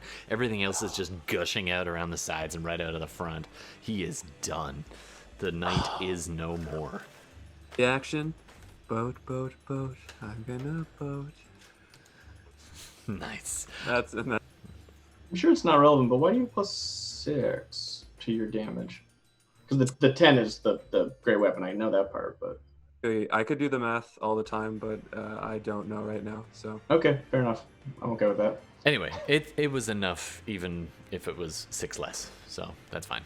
Yeah, exactly. I knew it wasn't relevant. Okay. Just I did the math Um, in my head. I didn't. All right, get the it. woman is now yelling around her gag in earnest, but it is muffled, and the guard outside just stops knocking. Felice, just before shit turned real, you heard them talking about Yeah. a man you know. You've met him in the prison. Wait, hold on. How long have you been in here? Couldn't possibly. Nope, you don't know him, but you've heard of him. And you also Okay. you were aware of this man named Tian Telborn. He used to heal people here and help people in Oh the yeah, I prison. know Tien. I do know him actually. I just don't know him from my time in the prison. Right. Yeah. So you knew he was here. You know that he was tending to people and trying to help people even from inside. He was a Pelor guy, but he is disgraced somehow and ended up locked in here. So you know all of that. You also overheard them clearly asking about him in reference to Sarah Telborn's father. You look over. Would you know Sarah Telborn? How long have you been in this town?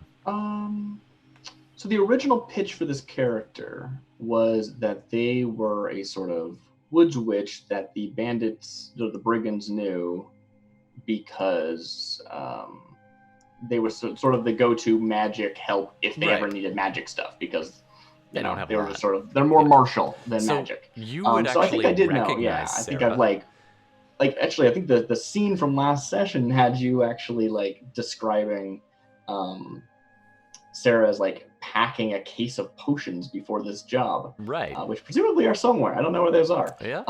And those were probably made by Felice. All right. So you actually recognize one of the women as your form is hovering in the mist. You can do a perception check for me though, Yeah, sure. or Arcana, one or the other. I was also thinking, I originally drew Felice with glasses, which I don't expect they would have let me have. But I'm also not in my body, so I don't know if that's relevant. They didn't take your glasses.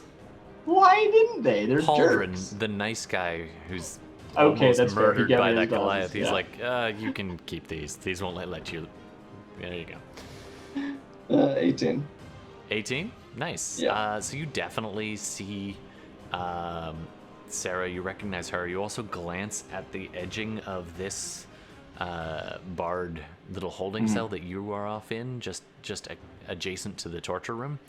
This one, you glance around and you spot this little spot in the corner where the silver-lined edging of this ward has been scraped and scraped over time and is no longer connected. This one doesn't seem warded anymore.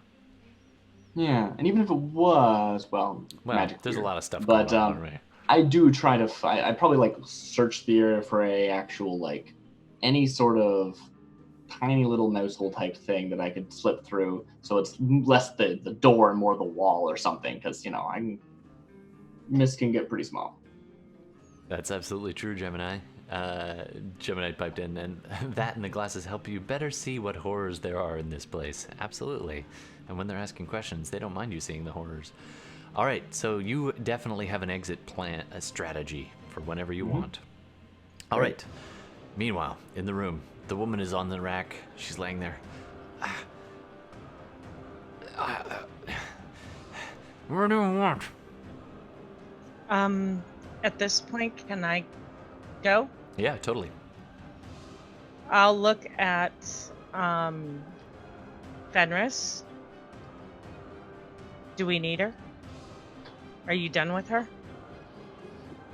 Not just yet. 1 second.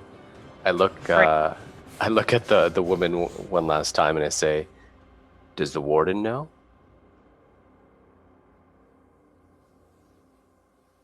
She nods her head, huh? She nods, yeah. Okay. No, Darmita, I think we're done here. And I take out my short sword. Bring it up. And bring it straight down. Yep. Coup de grace, right across the throat. She bleeds out on the table in front of you. I needed my hunter's mark back. No other reason. I needed my hunter's mark back. All right. This is the face of a person who's like, what have I unleashed upon the world? All right. All right. We need to get out of here. The We got screams one more go- guard out front. Suspiciously silent.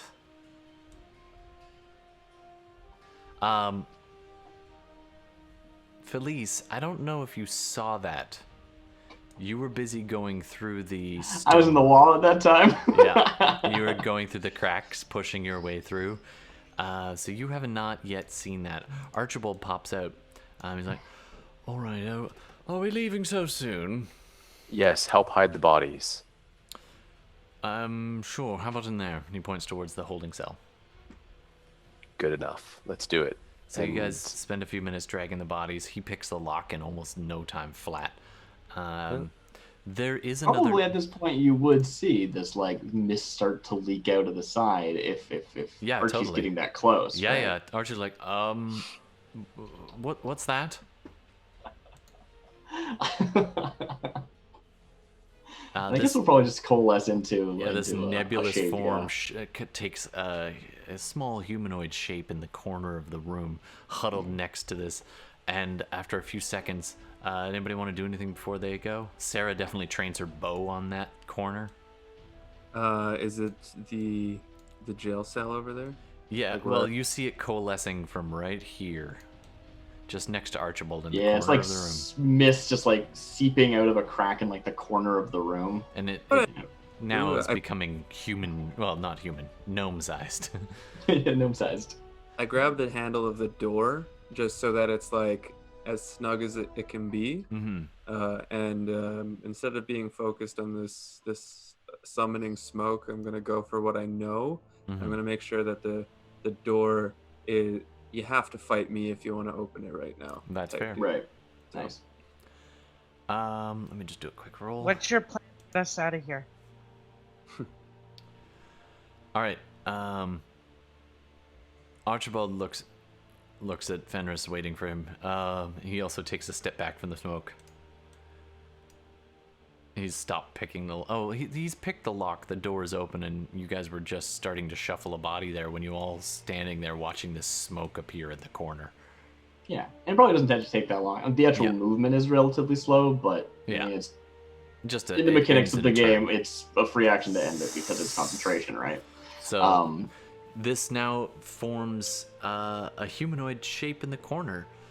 Yeah. Felice, go ahead and describe yourself. Yeah, we see the mist create this relatively short, probably like 2'5" at most, I would imagine, squat humanoid, and as the mist coalesces, it becomes this like almost stony textured skin, and this is this pool of white hair pouring down from this small gnome's head. I believe they're not wearing their hat. It is upstairs somewhere, which is quite a disappointment. Oh, right, it's one flight up. Yep. But otherwise, they have sort of this like purple shawl on. That's a little tattered, I suppose, just from general lack of upkeep. And they have these big round glasses, because I love giving gnomes big round glasses. And they look up at you because they're tiny. And Sarah, who's in the front there with her bow drawn, and the rest of you arranged behind her, ready for murder. She looks at Felice and lowers her bow and says, "Hold up. Felice? Is this where they took you in?" Sarah! Oh, It's so good to see you! Who are Okay. your friends? They made short work of them here. She turns around to the others. It's okay. She I know her. I stopped casting wondering blight. where they took you. What? I'm sorry. Every time we play, I just feel like Fenris becomes a little bit more like Palpatine. And on Johannes's behalf, excellent. Literally, the shadows around were starting to make that wolf maw, and then you're like, oh, never mind, nothing. So yes, Sarah looks at her and says, "Oh, Felice, I didn't know they brought you in here. Have you seen my father?" No, I haven't. The other inmates were saying that he was here previously, though.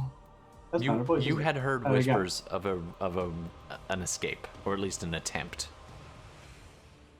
Apparently, had the attempted escape. I'm slipping into the other voice. Let me do this. Give me a second. No problem. Sarah looks at you, almost shocked. My nearly fourscore-old man husband, father, tried to escape from Salem Rock prison.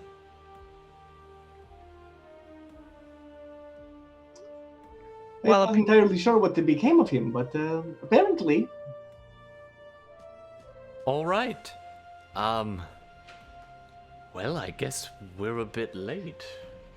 I've been trying to keep a low profile, magic to a minimum, but I think that would probably, well, you made quite a loud noise, magically speaking. It's Oh, yeah.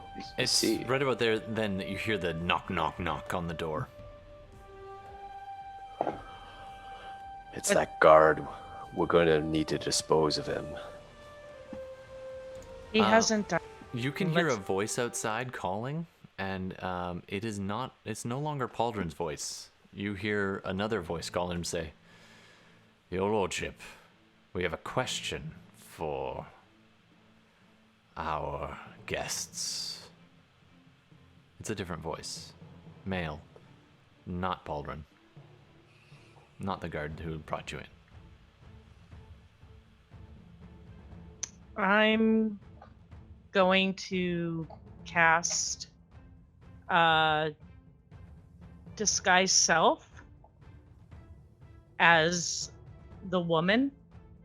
Ooh. Nice. Archibald is busy stuffing bodies into that holding cell. I turn into the disguised self of the man. The knight. Yeah. Nice. Okay, so you guys look like the pair that you just executed. At this point, Go there quickly into the other room. yeah. Yeah, they're in the little prison. Archibald stay- finishes up. He bends down and wipes the face of the guard, the knight. Oh, actually, there's no face left. He goes to straighten the helmet. He's like, "Oh, that's just." Puts the helmet on. Ting ting. Turns around, walks out, pulls the door closed behind him. And where do you guys want to go? I think that we're probably going to want to hide here while they're like Sarah and the gnome. We're probably going to want to hide in this room while they're chatting. Sure. So, the door knocks again. Your Lordship, my lady, Thank a word. I'm picturing that scene where Fenris is just like, "Quiet, come on," and we like hustle off. Is that Yeah, accurate? basically. Archibald is like, "I think there is a way out. There." Okay. I'm going to tell Fenris to get on the slab like we're torturing him. Oh, yeah, okay. The bodies are still there, right? They No, hid them in they're that little hidden. holding cell that you. I didn't think they blipped had out of. time, but okay, cool. No, I love Archie's it. been doing that. And so Sarah goes into the next room over and hides. Archie does as well. Okay. Benkuhm, where do you want to be? I'm still in front of the door holding it. I feel like Darmita might ask me to I did, do the but I- talk. So yeah. waiting. All right. I did ask him. I just don't think he heard me. Oh, Okay. sorry. Yeah, so then I stand back and like I kind of let the door loose, and Yeah. then I go. It immediately gets snatched away from you as though they've just been testing it ever so slightly, just like. And then as soon as you let go, the door opens up. Outside, you see a small wall of people. It's probably, I don't know, at a quick glance, the whole doorway is full of people, most of them wearing chainmail of some kind. And one person standing at the very entrance is a man, balding head with longer hair pulled back into a ponytail around it, a beard, crimson red robes, standing there right at the door, looking up and says, "How are things?" Oh, hold on one sec. We're getting a suggestion from Gemini Twin, our favorite submitter. If the new people come into the chamber, perception for them to notice if there's a little bit more blood than there should be. Absolutely. There is a lot of face and skull matter and brain matter on the floor just near Darmita. Also, Darmita, you see some smoldering embers starting to threaten to catch some of the bits of wood on fire around. Excellent. Oh, Of the table that Fenris is busy strapping himself to. Seeing that many people in the way, I don't I might turn so that I don't obscure as much, but I'm also turning kind of to the left, so because I feel like if anybody is gonna come up here, the person they're gonna recognize is Fenris, so I don't really. No, they're not, because I still look like the Inquisitor. Oh, okay. Well, so then why are you up on a? Arguably, for the next 15 minutes or so, you'll look like the Inquisitor. Yeah, for like the because I'll twist to the side so that all I'm really doing is obscuring the board, but not blocking. Right. You know. Yeah, you kind of let them in the room. As soon as you let them in the room, they start piling in a little bit. oh, I wouldn't be letting them in the room. Yeah, no. No, I think what I'm trying to say is, if I could rotate myself, I might rotate myself. I don't know if I have the setting up or not, and I'm not doing it. Yeah, no, as soon as we saw those people, I would say we slammed the door shut. Well, I mean, you look like we're all good. Like, I think we could pull this off, but I don't. So be real with me, Todd. Do I recognize this crimson robe person? Because I swear this voice is so like sexily dangerous. You could spend a plot point if you want. No, I was wondering if he's the guy who ran up on us in the hills. Is he the Eye? Is this like? No, that's not him. I just do the same voice over and over. Gotta work on my voice skills. No, he's just an intense follower of the Eye of Pelor, and he's got some pals with him. Insight to get a read on the situation. Absolutely. Go ahead and roll it. Fuck. All right. We're doing this. Benkuhm's rolling. Ooh, an 11. You got above 10. That's good. He doesn't look like. Let me put it this way. Even when you were in prison, and the little people would come and test themselves against you to prove how tough they were, and so on. There was a prick guard who was just awful, and he went around and he broke all the established rules, and there were not very many rules to begin with for guard conduct. Like, they could do pretty much whatever they want and get away with it. You get a definite vibe from this guy. I'm assuming not a great vibe. No. Yes, no, of course. He looks at you and says, he lowers his voice and whispers, "How are things going? Are they buying it?" Of course, there is only some time to be had between this hurting and the next hurting. Go ahead and roll a deception check. You, Todd. Fuck you, man. But it's going to be straight. Sorry, Bella, what are you saying? I was going to actually ask, would he be getting advantage because we're both dressed and I would be assisting him? He would be, except he's not entirely certain what this guy sounds like, so that Yeah. would counteract some of that. So I'm just gonna say not disadvantage, but not advantage. Okay. Okay. All right. +0. A 13. I feel like the voice is all right. It's not the voice that's. I've heard worse, man. That's not too shabby. You guys heard worse last week when Bela did. That was an honest effort. I know. I gotta listen to it. I'll listen to it. Absolutely. And with my fake voice, I'm kind of like, we are making progress, but this is a key. Wait, just one sec. Okay, our audio cut out for a sec. Go ahead. It's a key moment in the interrogation. We could not. I would not stop the Inquisitor at this. They're riled up. Yeah, we're steamrolling. Oh Darmita boy. granting you advantage is a kick in the shins. Dude, like, Oh boy. stop it. All right, so that was your deception roll. All right, the guy outside. Hold on a sec. No, I'm just kidding. The guy outside, Uh-oh. he had been lowering his voice. He'd been buying it, and then he kind of, right. He starts looking over to like see her, but spots her standing next to you and facing away towards the table, and then looks at the Inquisitor on the table. I thought you said there were more of them. Well, all the bodies are, you got to pile them up, right? Yes, They're in we the jail. do. He looks at you very intently and says, yes, you must pile the bodies. Yeah, they're in the jail cell, just, right over there, over my left shoulder. Check them out as I casually, He looks over and is like, you know procedure. The bodies are needed downstairs. Yes, I didn't want to do it one at a time. I wanted to just get one big sweep, just kind of. What's your authorization code? Who is this? We're fine. We're fine.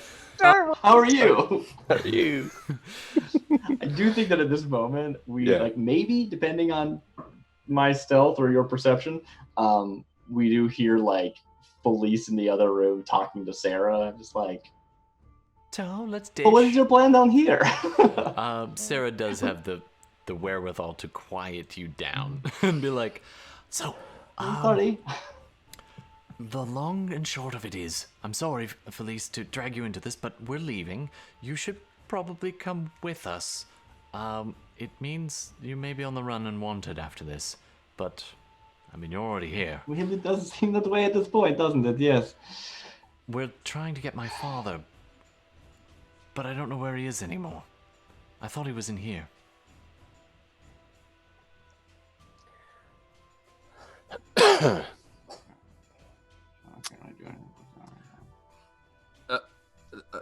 Yeah, Sorry go- if Yeah, back to Benkuhm. that pause with me and this kind of leader, I just kind of want to have an awkward swing of the arms and kind of turn a little bit like Tommy was. So did I hear that, by the way? Like authorization code? He didn't actually say authorization code. That Okay. That was just a joke. He looks at you and he says, but he does say this. He's like, the eye that travels.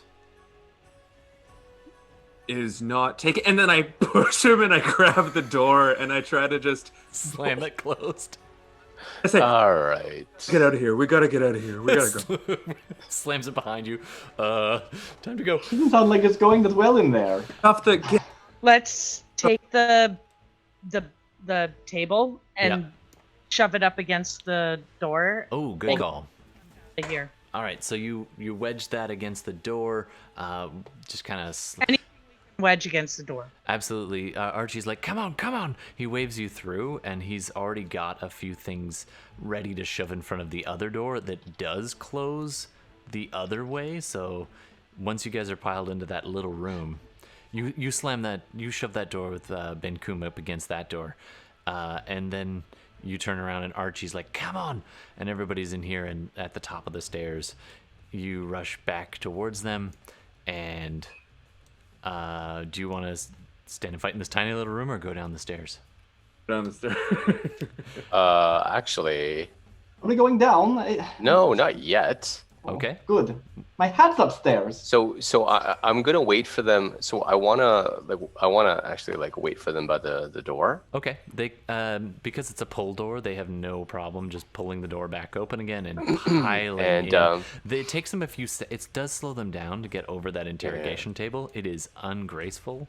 But This isn't like the under the doorknob thing, so it can't get pulled open. It's not that. I guess it's not like a doorknob. Probably it's like a handle. Yeah, it's a ring. So hold on. Gemini's piping up. Gemini, suddenly they all hear blaster fire on the door. Wait, wrong game. Nice. You do hear a couple of thuds, and then they start shoving that table out of the way and barreling into that room. how many of them? As many as you can see on the map, which I believe is wrong button. 1, 2, 3, 6. 4, 5, 6, all clustered up. Cool. Subtle spell fireball. Oh my god. So I'm gonna tell you guys straight up, and like after I kill, like they're dead. No, let's just kill them. Okay. So I'll roll a bunch of saves. That was 16. going like, oh my god, I have so much respect for you. Ooh. One Why of is them it subtle, saved. by the way? Yeah, why are you bothering with subtle? Sorry. Yeah. No. I didn't mean that. Subtle. Just ignore that. Just fireball. Just fireball. Just fireball. He As calls previously out- established, no subtle fireballs. No, Well, subtle fireball. You did a subtle fireball earlier. So in this case, it just boom, massive explosion happens. I think I have a thing for that. Hold on. Almost forgot all about it, but gotta have the fireball. Boom. So I said subtle, but I'm gonna roll the dice, and I was gonna what's the word? Expand it. oh or right, you're enhancing Potentially. it, whatever it is. And empower it. Yeah, but that I makes need to sense. roll first. Sure, go It ahead. seems much more. Only one of them appropriate. saved. Okay.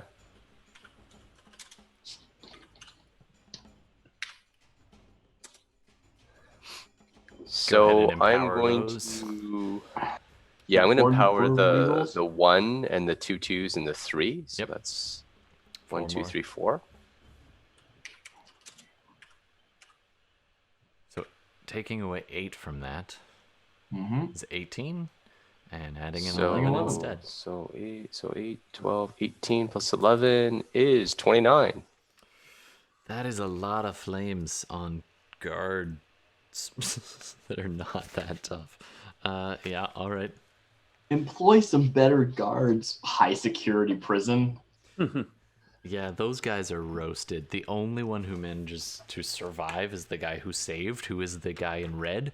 And you see why now, as all of his robes are just singed and burned right off, down to flesh, and his hair just burns straight off of his skull. The beard is just a singed bit of ash along his cheeks, and his skin is just stretched and pulled and cracked, and underneath you see this bright actually it's a dark red, as like half of his face is exposed, and you see this red-skinned, horned, as the hat goes blown off, and he looks over at you. It's a Cambion. Kill him. Oh, okay. I will. I think we're definitely want to kill this guy now. I will Oh. use my hunter's mark, and I will move it to the Cambion. All right, Hunter's Mark is on the Cambion. Yeah, Done and and done. I guess then, when it's my turn, I will take 2 bow shots at him. Boom, boom. All right, you poke your head in the door there. You were right at the back. You actually shoot. You Why gotta not shoot a around Benkuhm and Fenris. I can move. Yeah. Yeah. So you just right up next. You shoot just over Fenris's shoulder, and roll your attacks.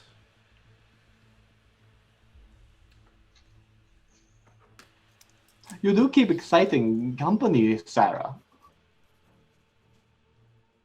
Wow. 20 for the first one, and a 25 for the second one. And do you get a third? Is this One the of- first round of combat? Yeah. For her, technically, yes.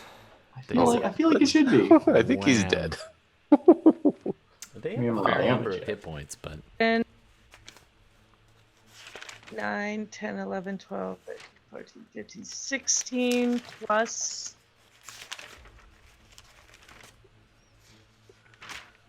16. I see you, Gemini.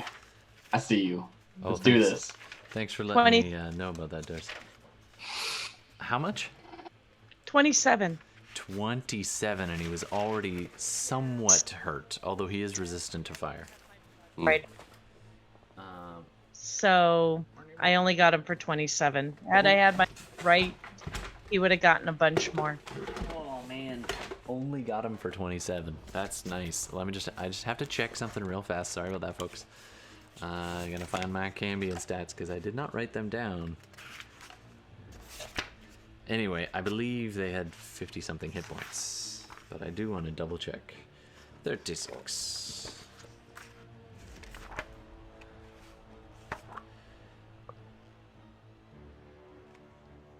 Ooh, they're a little tougher than I thought. All right, so how much was that again, Darmita? I believe I said 27. Did you roll the extra D8 from your third attack? No. All Right. I have my third attack because of my thingy thing. Because you're Gloomstalker. Yeah. Yeah, go for it. Right. Thank you, Sir Fenris. Right. So that's 16 to hit. Yep, that hits. Oh, actually, I wouldn't expect it to. he's not wearing his usual half plate, Okay. so That would drop the AC a bit. It would drop the AC, so it does hit him in this case. So that's 8.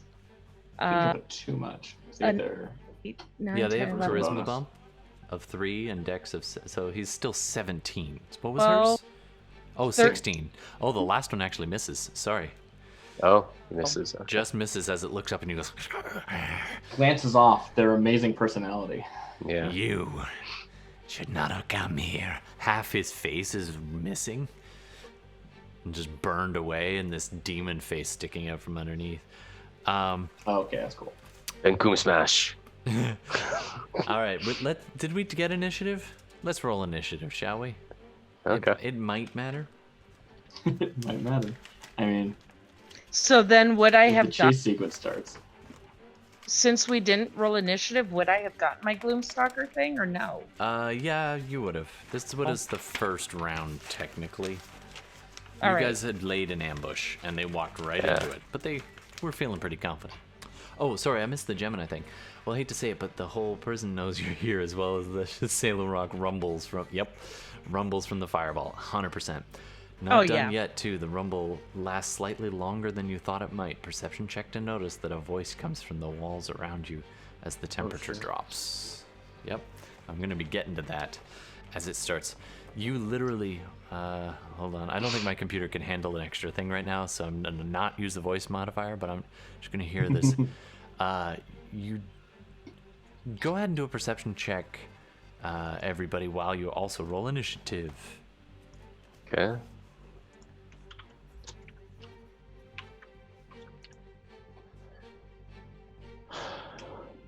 Oof, I didn't notice it. I was too busy flambeing. Fenris, you have advantage. Ed- Oh, okay. Just Actually, Darmita also has advantage.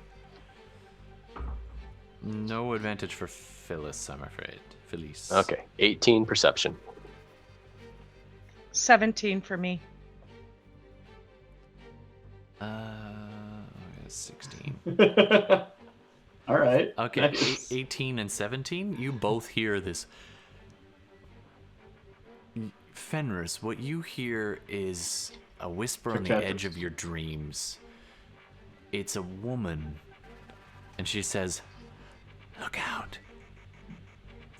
They're going to find you." You're not sure if it's a half recall memory or what.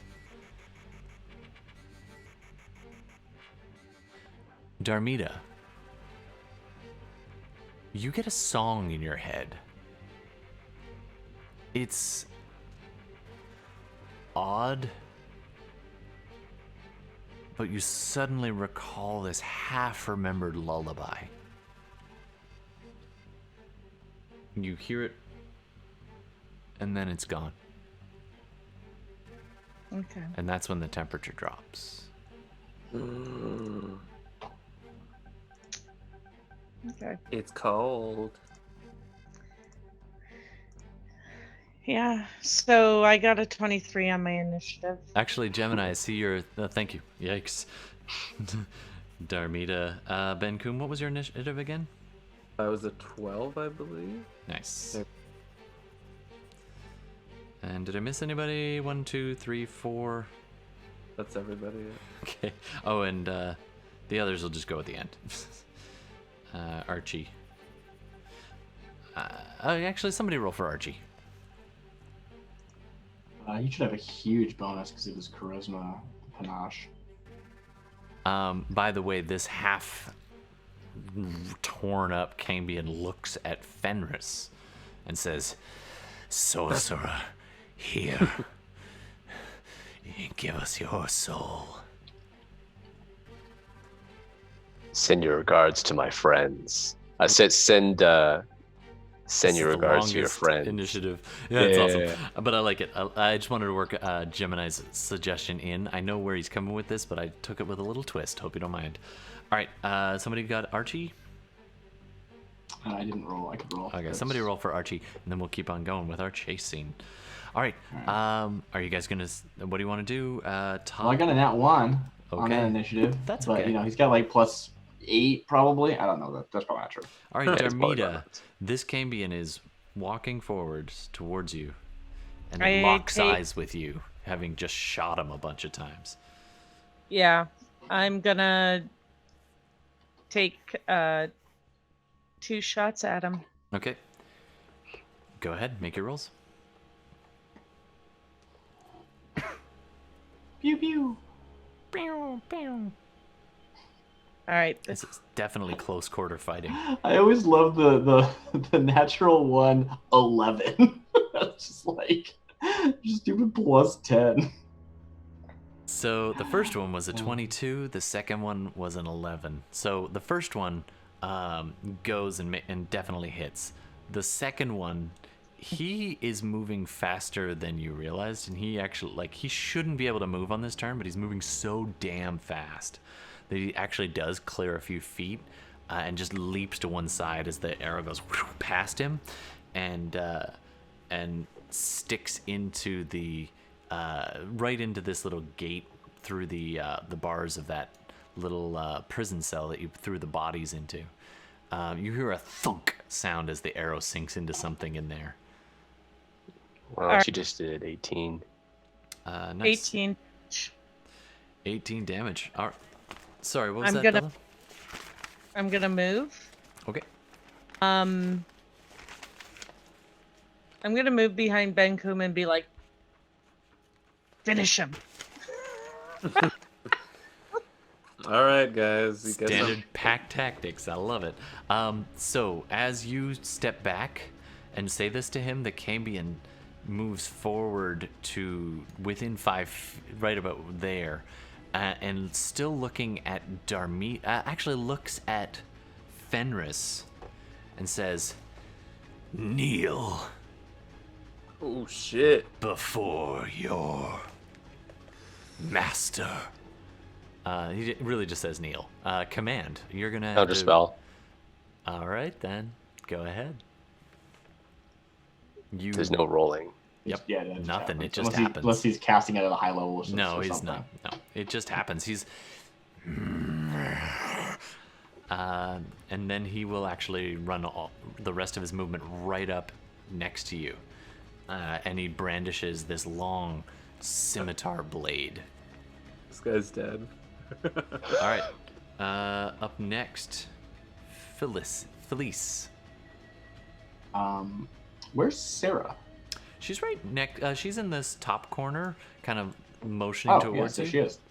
And she's unarmed. She's got her bow. She's got her bow. She does have her bow. Yeah. Oh. How And did you she's get that in here? Okay, whatever. That's fine. Darmita smuggled it in under her illusory clothing. Awesome. Great. Yeah, I mean, she's the only one I know. I guess I did see Benkuhm probably crush somebody. You know what? That It all sounds happened like more so fast, it's hard to take it all in. Okay. So far, you've had her quietly talking to you and bringing you up to speed from the other room, and then say, "We've got to get out of here." And then she draws her weapon and goes over to the other side. You kind of hide amongst the barrels and stuff.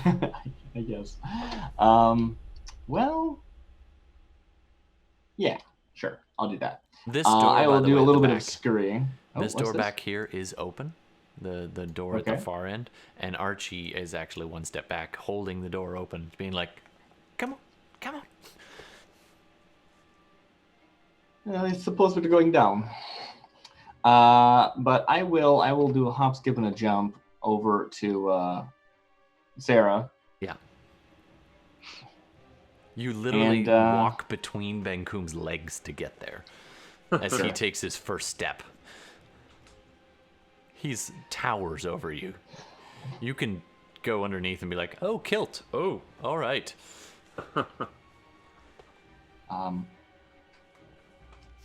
Good luck, Sarah. And I will like touch her leg, I guess, because I'm tiny and short.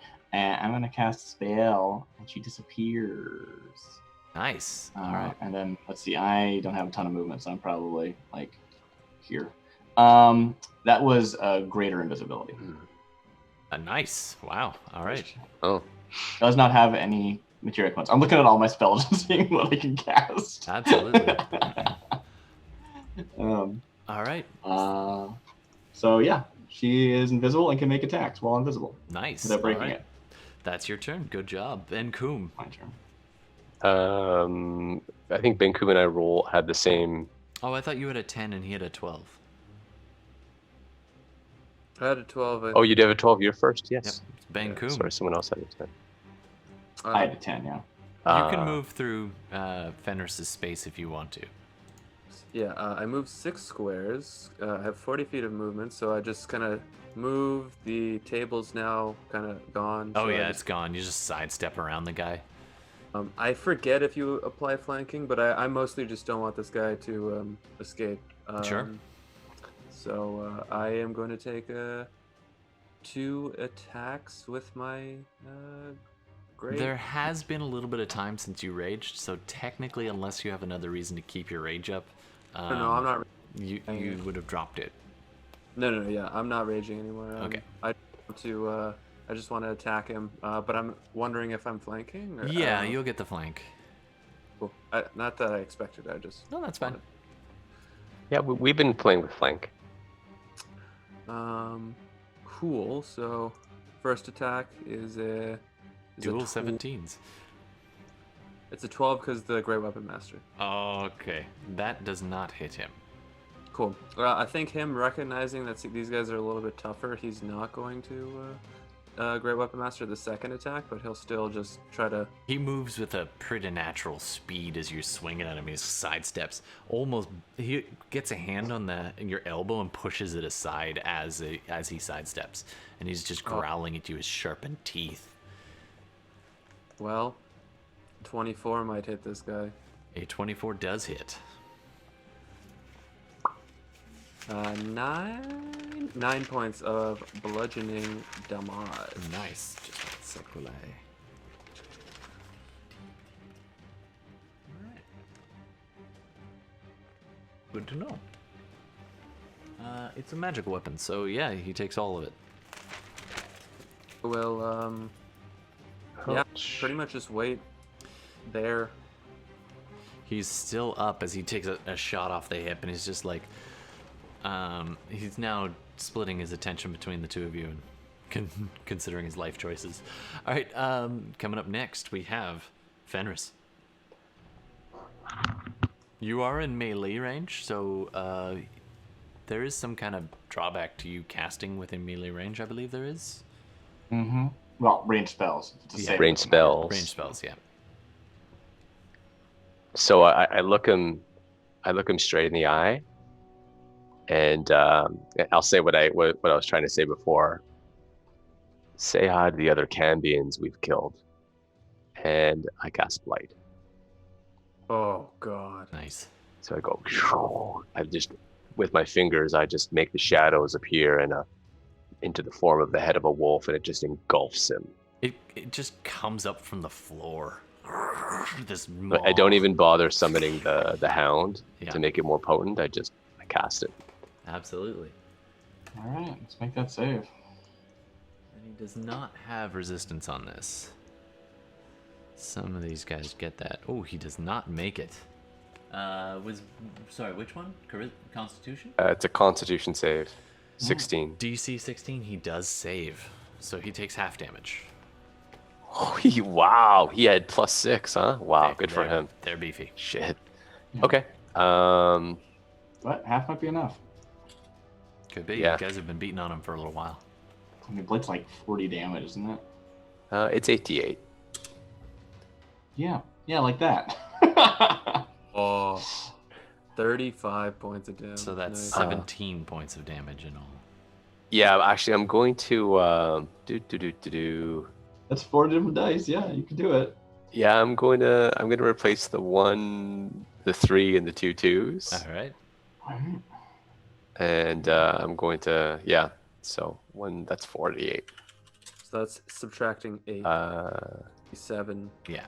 so it's a 6 and a 5 and 2 8, so 16, 22, 27, right? Yeah, Yeah. 27. plus 27 plus. So just gonna apply the difference Ah, between shit. whatever you rolled here. Yeah, so just plus 1. So Yeah.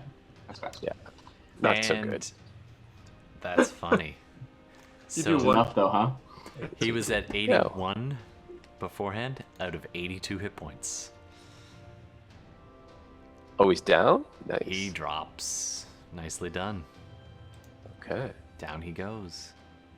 It was worth it. That was worth it then. It was His even. body thing, like going back to hell type thing. Sorry, one sec. All right, so as the wolf maw leaps up in the shadows, just blasting upwards from the floor, you can hear him laughing as the wolf is just tearing into him, the shadows breaking his body in front of you. And you see him just slowly, the flesh start to rip off and tear away and drift almost like a snow. And the last thing he says is, "We shall be much more," as he dies. Whammy! You dropped him. Nice. To the HP. Okay. Couple of anybody else want to do anything right now? You were technically out of combat for the moment. Oh, I want to take his hat of disguise. It was likely destroyed, but you can look It's a around magic for it. item, right? Magic Yeah, items. yeah, you can look around for it. It may have survived. Sure. Like check the bodies, usual stuff really quickly though, and also check to see if anyone else is coming.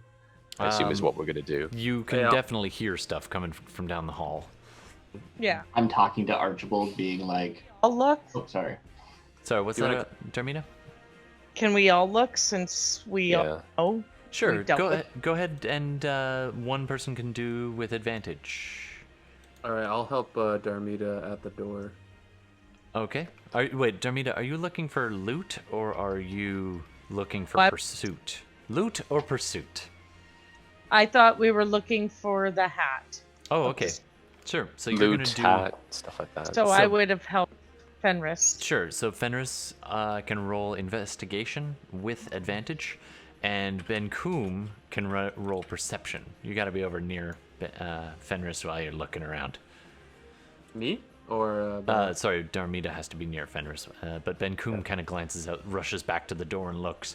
The crumpled, the remains of this table are smashed and burnt, and laying in the middle of this table is that guard that you first met, the one who'd given the bread to Felice.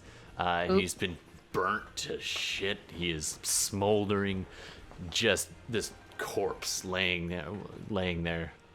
I step over him to see if there's any. Killed the nice. I refuse. I will spend a plot point. They were shielded by the table, and they are still alive at like 1 hit point. I will say this. Go ahead and roll a medicine check, Felice. I mean, Felice is not. You can all He's not kinda refusing. I'm refusing. I know. You can.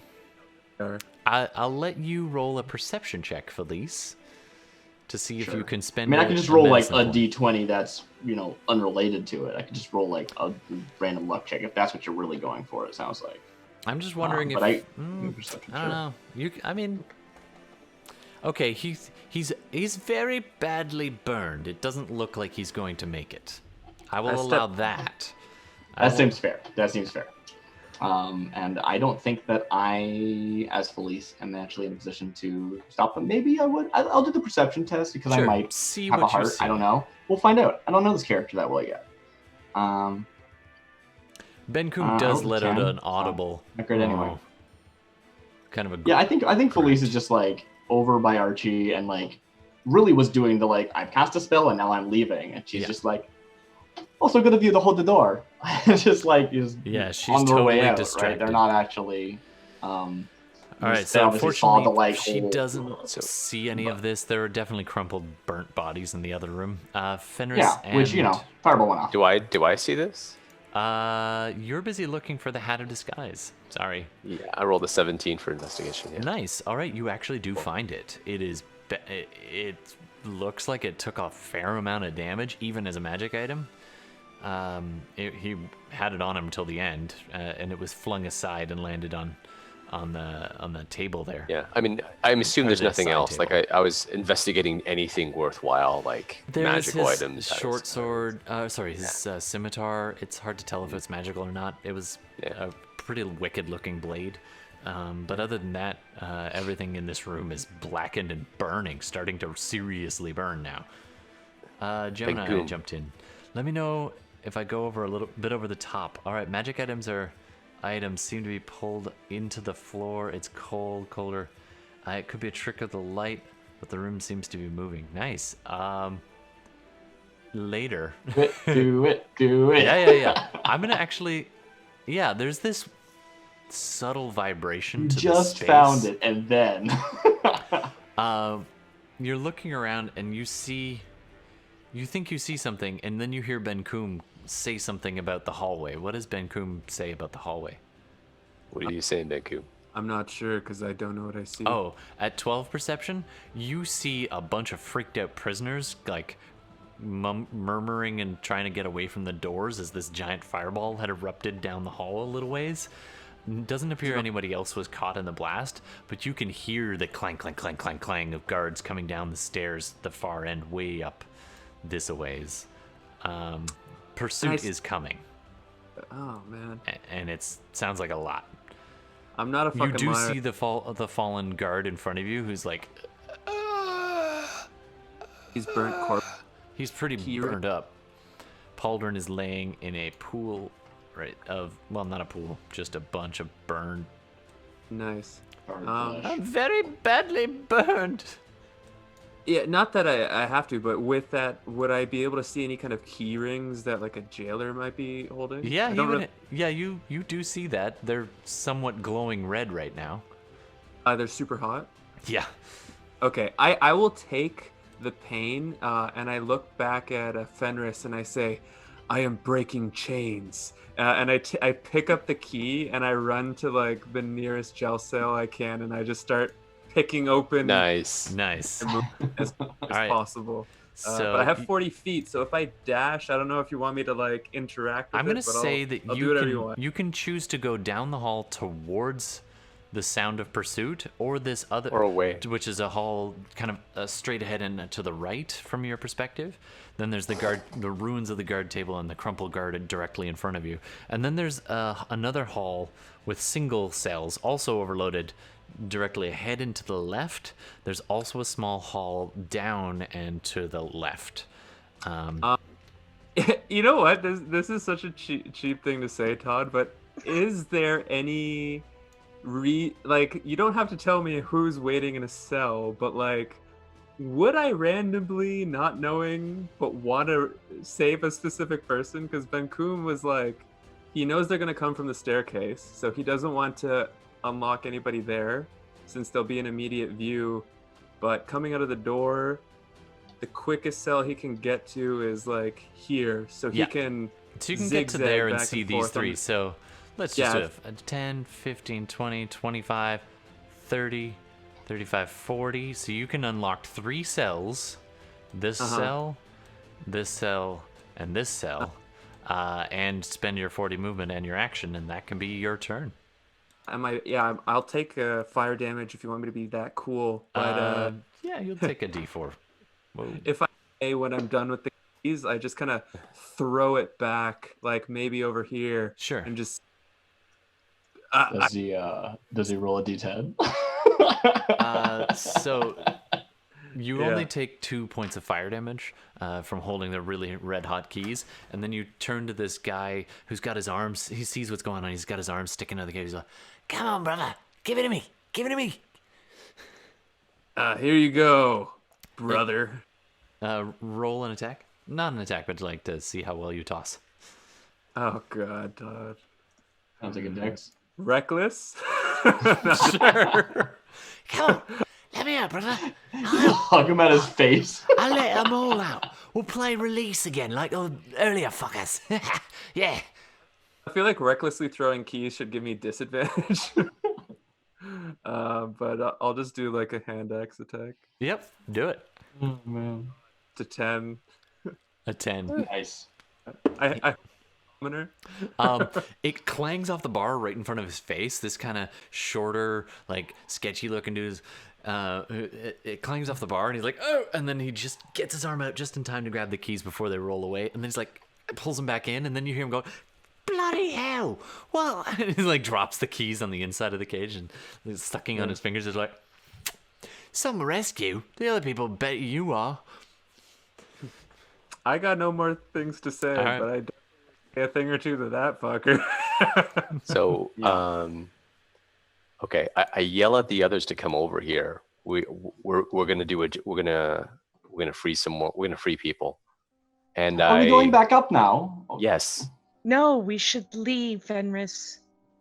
Okay, so as Fenris goes into the gate, into the hallway there, you can see a bunch of... you can see Pauldron, yeah. You can also see, like, about so far 5 guards just reach the bottom of those stairs way down at the end. Mm-hmm. And you can just barely make it out, mostly by sound. Okay.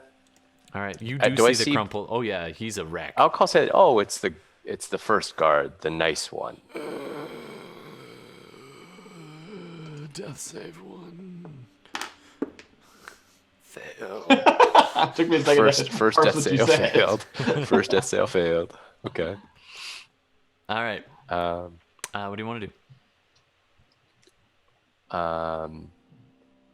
Fenris. So I told the rest of you guys about the first guard, so I'm giving you this moment, like, Philly, if you probably heard that. Yeah. Oh yeah, he was nice to me. That's true. That's a good point. There's some context there. It's not just me, the player. I'm trying to separate that stuff. Yeah, I'll come over. Oh, good. I'm glad we're going back up. I have some stuff up there. All right. The guard who'd fed you bread and was nice to you is laying there in just a crisped ruin. Do you mind if I mean, it's your fireball. I wouldn't want to step on your toes.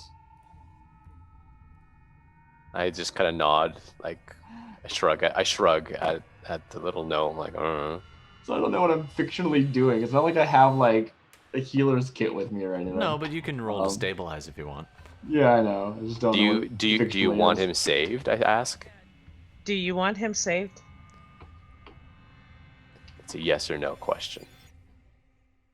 I love the visual of the tiny gnome woman sitting between and these two people being like, shall we save a life or take it? Was I asked if I wanted to Yeah. save him? Yeah, Is that- I asked you, Okay. do you want him saved or not? Because Asked you. Yeah, that's what I was asking about. Like, you were trying to kill him, so let you have right to his life. Effectively, is what she said, and you seem to be saying, okay, go ahead and help him out. So you see her just go do it, basically. So Okay. And I got a 16. while this is happening, that is a success. He stabilizes. I give her to give him a greater healing potion. A greater. Sorry, not a greater. A healing potion. I had a greater and a regular. All right. Pretty sure he might be better off unconscious, honestly. Well, I just give the healing potion and like You actually, then Felice, do you want to give it to him, or maybe he's better off unconscious? I think he's better unconscious. All right, Yeah. you pocket the healing potion. Yeah. All right, Right. clump, clump, clump. The guards are getting close. Meanwhile, the fires and the embers that had spilled in the other room, the fireball catching a lot of that wooden furniture on fire. Just a little twist on what Gemini suggested. The air is chilled. Even the firelight seems to be about half what it should be. And as no one else can see this because everyone's out of the room except Archie, actually, who was in there, and Sarah. Sure. He'll still The get embers that one out. themselves shrink faster than they should, as though their energy is just fading away quickly, as if the fire and the heat and the warmth of them is just being pulled into the floor. It's cold, colder than it was before. Could just be a trick of the light. Oh, I need another drink. This is horse feathers. I don't know what he would say. I don't know That's his actually explanation. really good. And then Sarah, who's standing next to him, is like, yeah, I think I'll take a drink too. Depending on how much time is passing, she's still invisible. Right. He's like, It only "Whoa." lasts a minute because it's greater Archie's just like, invisibility. what was that? Yeah. Ooh. All right. Okay, guys. So you're doing a prison break for everybody? All right. Well, so I mean, this is the thing. What I observed Yeah. last session and this session is the cells are crammed with people. There's 10 people for every guard, it seems. Yeah. And while there are guards, there's just a lot more prisoners. There are a lot of prisoners. Exactly what. Oh, I'm so thinking too. you're thinking release the guards, cause a prison riot. Yeah. Well, so here's the thing. We could escape and then we're back to square one, or we could really mess them up. Mm-hmm. Mm. I mean, the guards we've single-handedly eviscerated, so. Well, Well, we'll see. There's a lot more Not coming. these ones that are up in the holy crap. I hadn't scrolled up that far. I knew there was You some coming. hear a lot of footsteps and a lot of clanging and metal. Oh, whoops. That's like 15. I could take 15 if we chokeholded them, but it's not my Need turn. to find more components. What can I cast here? So, sorry, 15 just came? They're coming. They're You just see them on the map piling there. down the staircase. Every that was their turn and their double movement to get to that point, and then the other ones behind them are also hauling. You guys are on top. Like, the prison is built underneath a major garrison. There is a lot of bodies up there, a lot of soldiers. A lot of soldiers. Okay. Oh, maybe. that's a lot of people coming. No one happens to have a rotten egg. Fenris, we really gotta go. Where are you? Come back. Hey, if Benkuhm's turn, just let me know, man. Just let me know. All right, that was sorry, I should keep things moving. Archie's like, right then, and he turns around and goes down the stairs. Back to the top, Darmita. Yeah, I'm going with, like I said, my Okay. speech. I hear you. I hear you. And I hustle back in to go toward the stairs. All right, go And- for it. You can basically get into the small room, and then if you double move, you could be down the stairs. Yeah, that's what I'm gonna do. You guys are Down crunching again. on the last of the Oh. embers as you're headed down the stairs. All right. Next up is Felice. It's this way and that way. Oh.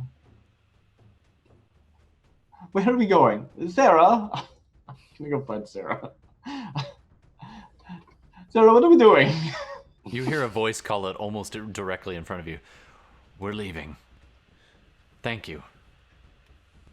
All right. Up or down? I think down. Well, You let's could, hurry then. you could manage a double move there to get out. Okay. sure. Benkuhm. Great.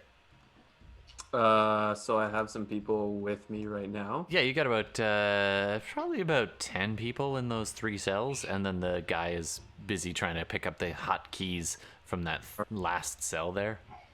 Okay, so if They're I standing in a way that seems strange. 5, 10, 15, 20, 25, 30, 35, 40. Okay, so I can get right here, 40 feet. And my purpose would honestly be to chokehold this spot. Okay, Like, kind of be the last one to leave, sure.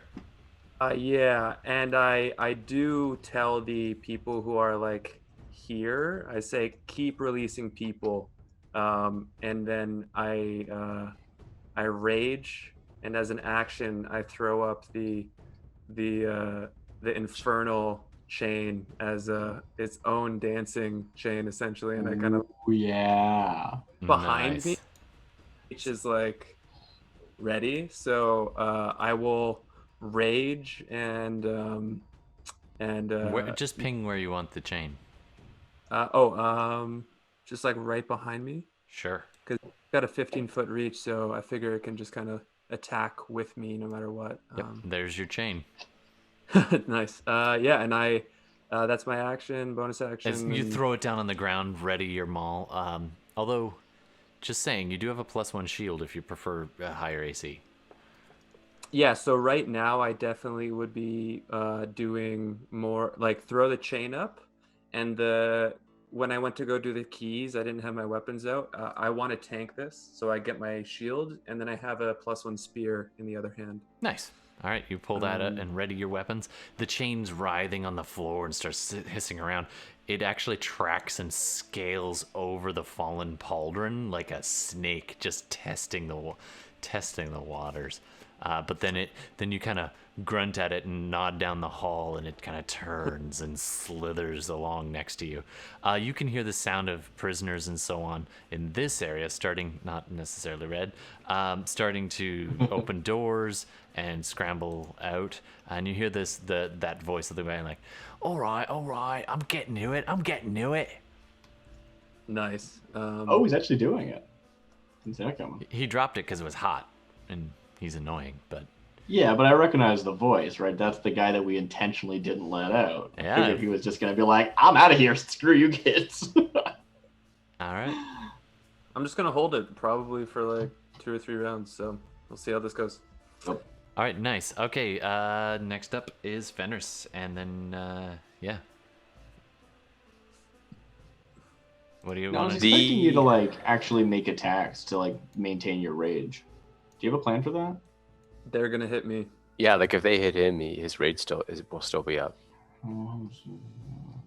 Yeah, they're close enough. Check the I've got a question. Yeah. These cells, are they filled with prisoners on the right as well? All the way up the hall, yeah. I think Okay, one right of next to them the was guards? empty. Yep. Which was the empty one? That was way up, like, way up there, next to the second Like- clump of guards. Oh, okay, so that one was empty. Yeah. Right. That they were out for a walk or something. Yeah, I recall all that. the other ones are quite busy. All right, Fenris, Okay. what do you want to do? You see these guards barreling down. You see Benkuhm posting up. He's posting up, huh? Okay. Oh. Shield out. Dick out. Yes. Yeah. Tried and true, guys. Tried and true. Is not the... I am going to cast Fireball It's a good plan. Yeah. Do the back ones, please, so I get hit. because it shouldn't go through the wall, like the stone walls, right? No, it won't. But it would go through the barred doors if there were people in there. If there were, yes. But there aren't actually. That door is actually a little bit ajar. Yeah. So, okay, how do I do the... Let me just see if it's basically right about Don't even mind. 5, 10, 15. What's the... oh, there it is. Sorry about that. If you cast it in this square, yeah, that wouldn't get into the bars. Basically, if I do the second clump, Yeah, you'll get a bit of the first as well. yeah, like I would get some of the people behind it. I'd get like basically where I'm right here. I'd get all these guys. Do a spell casting attack to see how well you can target this, because everyone's always like, I'm gonna place it perfectly right here. Right. Well, I'm So- basically trying to place it right where the empty, right there. But sure. It's Spell not casting a terribly attack. hard DC though. So yep, spellcasting attack to see if you can place it well. Oh, Okay. Did I pass the chain wisdom save? It was a 17 for that Oh, one. thank you for remembering. Yeah, So I got 1 fail, 1 success. nice. Let me know if you hit 3. Natural 20. Nice. 28. You're just like, shh. The darkness coalesces around your hand, and then you extend, and the fireball just lances out and smashes into that whole chamber. The shadows just kind of etching around you and swirling as you cast. Right. Oh, Okay. Gemini just piped in. Let me see.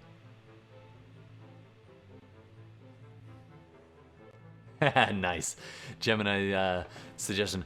On a high perception check, you could see the very last guard trying to catch up with his companions, either before or after the fireball, get yanked into an empty cell by an unseen force. Absolutely. So the fireball goes off. Boom. They're just regular guards, so I'll just do it real quick. I literally just need that one guy alive, like right there. All right, the middle clump is eviscerated. The front clump, this guy drops. This whole section is just twisted bodies and ash. Wonder they you. Sorry? No, I'm talking to Fenris. Like, no wonder yeah. they were locked up. Like, Yeah, That's no fun. kidding. And the last one, only one of them failed. So everyone else within range got a little singed, but those guys just got wrecked Oh, up. sure. Actually, Well, See a I'll little roll- singe. Do you want me to roll damage? Yeah. yeah, go Might ahead. be enough anyway. Yeah, Yeah. they are not heavy, but there are a ton of them. is it? If And I'm going to enhance the. I'm actually going to enhance the the 2 1s and the Okay. 3 3s. Okay. So 9, 11. ew. So Plus one. 12, It just went up by 1. 17, 23, 27. 27. So it went up by 1. It is still enough to just totally annihilate that middle group. It practically vaporized. The second group, the one guy who passed right there is still okay, and comes walking, gets blasted. It is now their turn. Two of Oh, I'm the- actually going to walk though. I'm going to Okay, which way do you want to go? like I want to get out of their line of sight. Like Sure. so basically make me. hide around the corner. Okay. Okay, these two keep coming forward, the very front guards.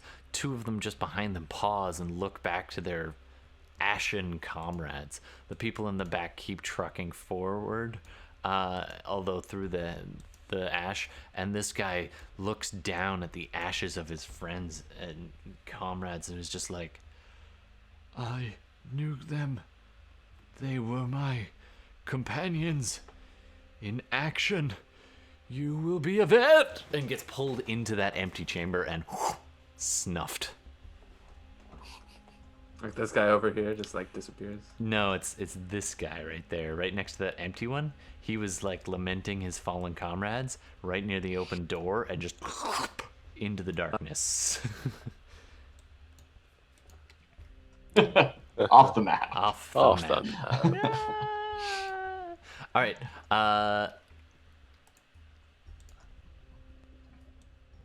5 more guards reach the bottom. Hit me, Todd. Please. Maybe drop that shield. Yeah, I realized I've just been should have dropped my shield for the first hit. One of them gets right up on you. The other one slows and draws a bow and shoots. So you get 2 attacks on you this turn there, Benkuhm. Nice. Right now it's in. Okay, the first one's a short sword attack is a 13. Or, sorry, it's a 13. Flat 13 will not hit. No. And then the arrow, 19. Yeah. Yeah. Okay. They're just flat, really? Okay. And 4 damage. I mean, plus 1 or 2, but you know. Sure, yeah. My rage going. Thank you very So much. 2 damage from the arrow as it sinks a little bit into your left shoulder. Or right shoulder, actually. The chain. Okay, next up is Archibald is gone. Back to the top. Darmita, you're down the stairs, right? Yep. You're hustling down. It's the twisting stairs. These are not lit, and it is getting darker and colder as you go down. Fine. Yep, totally. Gloomstalkery. Actually, do a... Visible. I'm sorry? I'm invisible to everybody who's there. That's right. Oh, sorry, we got a camera thing, so now it looks like Darmita polymorphed into Darcy. You guys switch places on me. We'll fix that another time. We'll keep going. Sorry. I turned my camera off for a second. Yeah, I don't know why that bumps you guys around in the order. It really shouldn't. Anyway, coming up next, Phyllis. The plume de serre.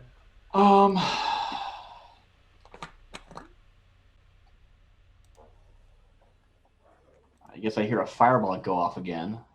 Yep. That's another thing. Yeah. Upstairs just shakes and rocks. Sarah, your friends are not very subtle.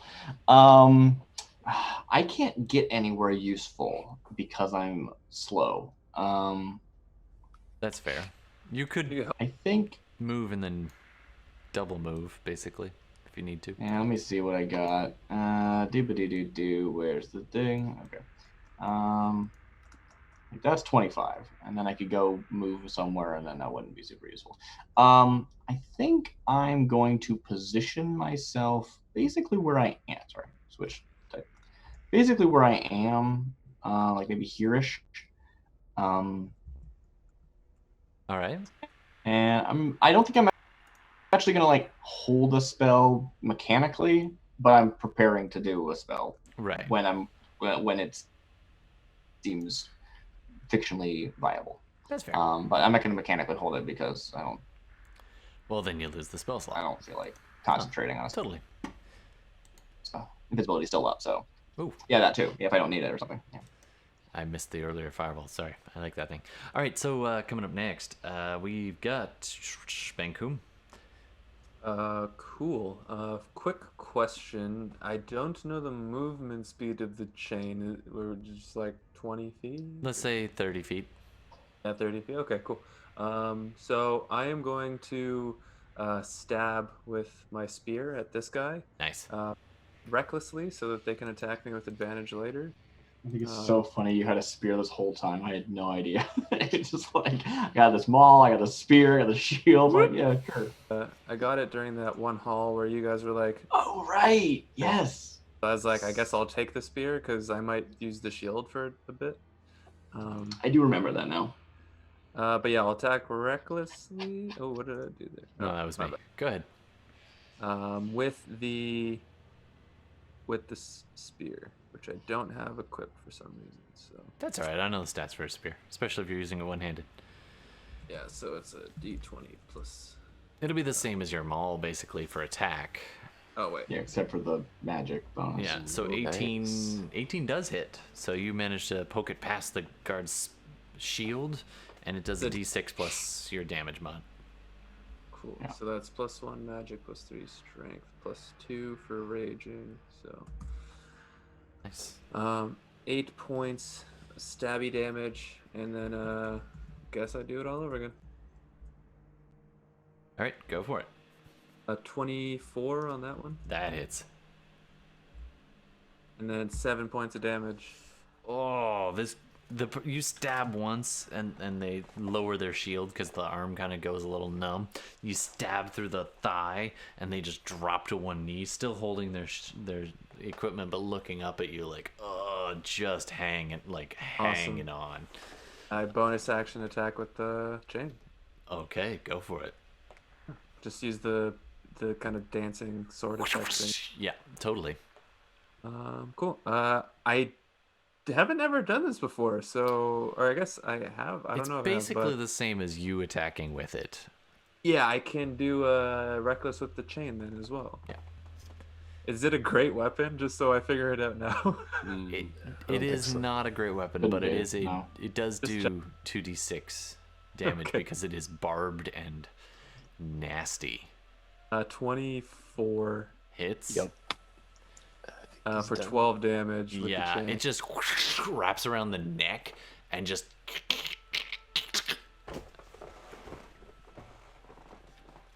And then I will I'll step kind of like up into his spot over his dead body and bring the chain behind me. I don't know if you can make that squiggly line ownership of me, but that's fine. Yeah, that's my turn. I'll see what I can do. All right. We'll make a squiggly line icon for you later. I just shout like, oh man, what's a sick this is Sparta line? I don't know. Shawshank Redemption. This is Braveheart. Oh boy, more and more coming, huh? Oh, to be honest though, if you're gonna shout something from Shawshank, it should be clack his shield and they'll be like, "Get busy living or get busy dying." Sorry. thought of first because I don't know. I just was trying to think of something cool, and when you do that, that's the least cool thing you can do. So. Yeah, that's fair. I guess is it my turn or? All right, coming up next is, Fenris. Yeah, I think probably on my turn before, like, I was saying something where, like, are you coming down here? Or, like, what's going on, right? Like, just sort of trying to figure that out. Are prisoners starting to, I guess, free themselves? They are. To escape? Now they're slow to act and they're on the far upper left. And so they're kind of moving around down there. So you hear somebody shout, "Come on, give me the keys." Oh boy. Ugh. Ah. Hey man, if you can hurry them up, like that's who we are. We can do this. I'm going to cast. So that archer is wounded, right? No, actually. Not wounded. They were pretty close to the front of the pack, so they were at a range of the Okay. fireball. Okay, mind spike. Oh, All right. shit. Wisdom save. I'll just roll it off. No, fails. Damn. She raises her bow to take another shot at the giant Goliath. And I cast 13. Psychic. Oof, that hurts. She lowers the bow, doesn't quite drop it, almost drops it, definitely drops the arrow that she was holding, and clutches her head with both hands of the bow kind of sticking out and falls to her knees, but she is still alive. Okay. And then I walk over here and I yell at people to get moving. Okay, they look at you funny and wonder, and you actually see like that Weasley-looking guy that you, well, I don't know if you saw Benkuhm throw the keys to him, but a Weasley-looking dude is trying to head off down this hallway, Yeah. and it looks like he does have a set of keys. Is he freeing other people or? Not currently. Into that west cell, dude. Okay. Well, I guess that's my turn. Like I was yelling at people to get a move on. I assumed that Benkuhm had freed a bunch of people. Yeah, that's pretty accurate. Unfortunately, it's they're just kind of milling about. They're not adventurers. They're starting to unchain each other and unshackle. There's some families together, but there is a lot of people here. Like, it would take. They've ever tried to offload an airplane? Yeah. Yeah, it would be that kind of scenario. That you will be swarmed by guards if you stay and do that. Seeing that, kind of like I'll kind of yell over to Benkuhm. Benkuhm, I think we're gonna actually have to go. Then leave. Yes, we'll have to come back another day. I will hold them off.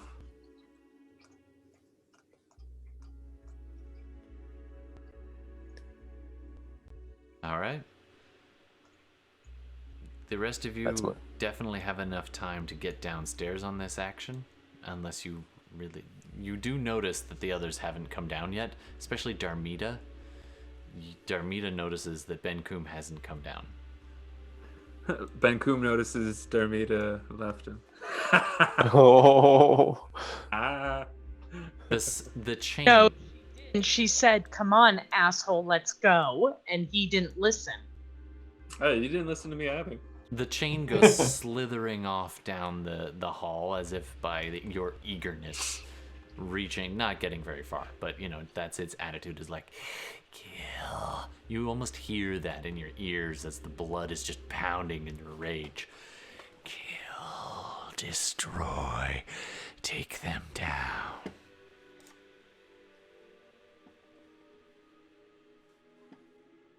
All right, Benkuhm, what are you going to do? Benkuhm is going to bonus action attack this archer with the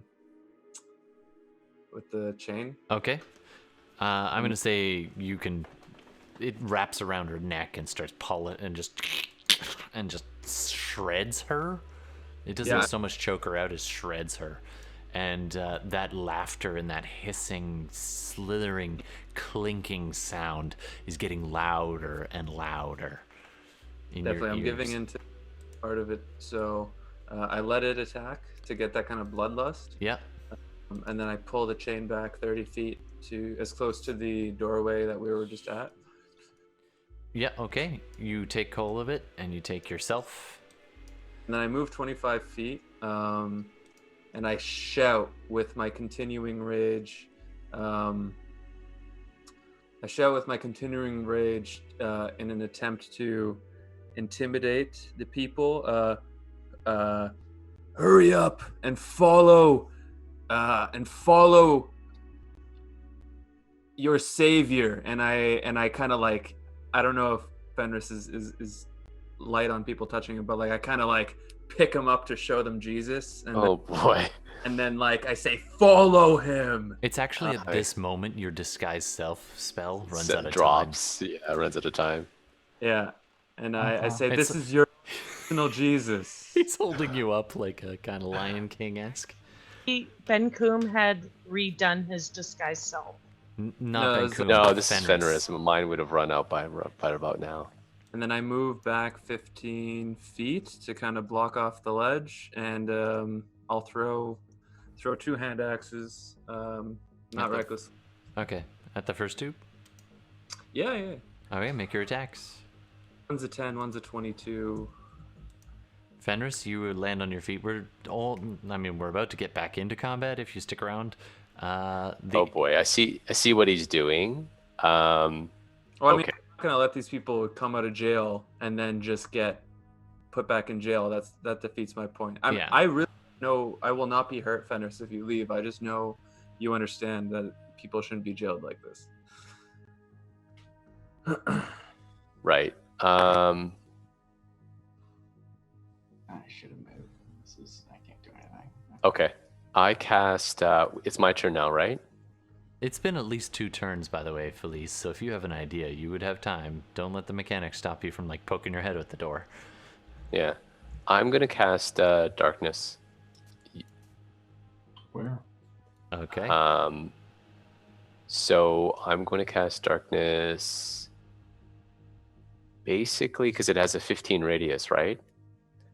So basically I'm going to cast it right about here. All right. Something like that. Yeah, something like that. Just so that, and so I'm sure, like, yeah, basically like that. Like it, More or less. more or less. Okay, the whole hallway just goes dark, and it's odd. It seems extra dark, like Vanta black, just totally engulfed in darkness. And you hear confused shouts and cries. All you see is 2 hand axes go into that just as the darkness pops up. Thunk thunk. I think you got one.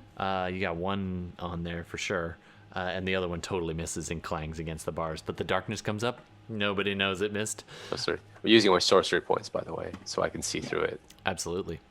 All right.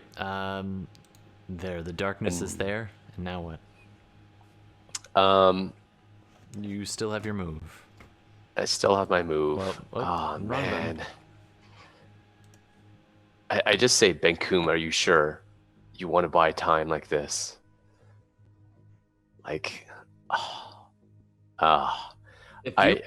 is anyone around? Like, have people kind of assembled? Well, I'm not putting them all on the map, but there is a large group of like milling about people in this intersection right here.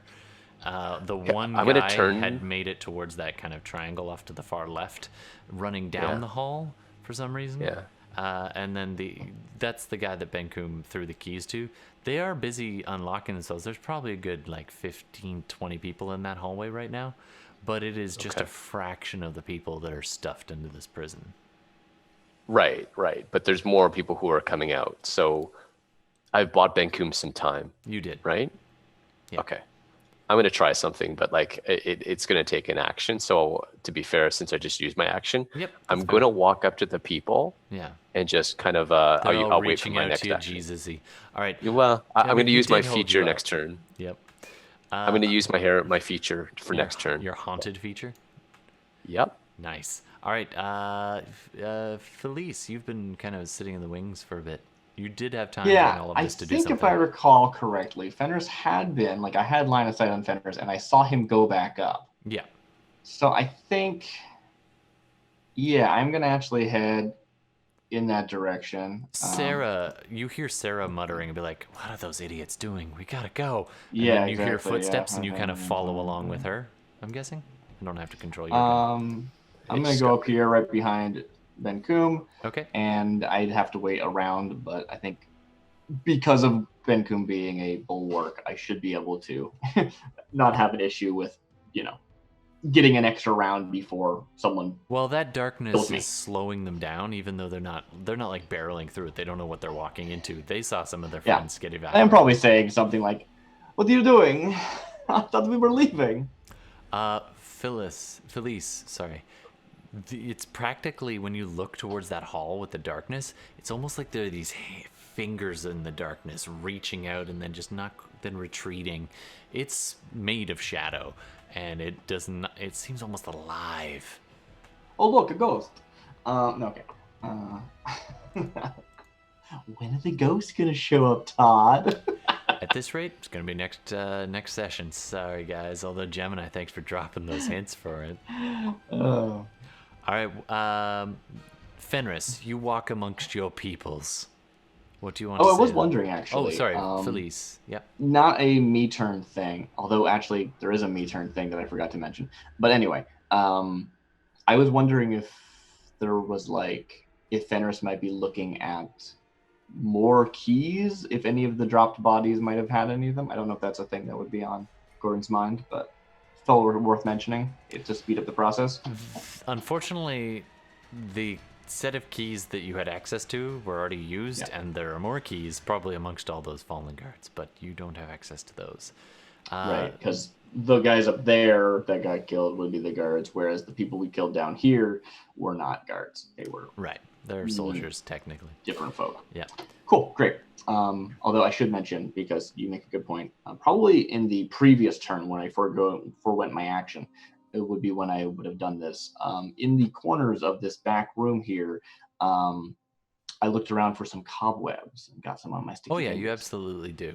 Yeah. And There's one material component that I can find in a prison. and some basic gear was kept in that room that Archibald was looting. One of those barrels. Yeah, in the barrels and Crack open a barrel. yeah. So you next round or next game you'll be able to grab a few like basic items, basic Sure. adventurer kit type stuff.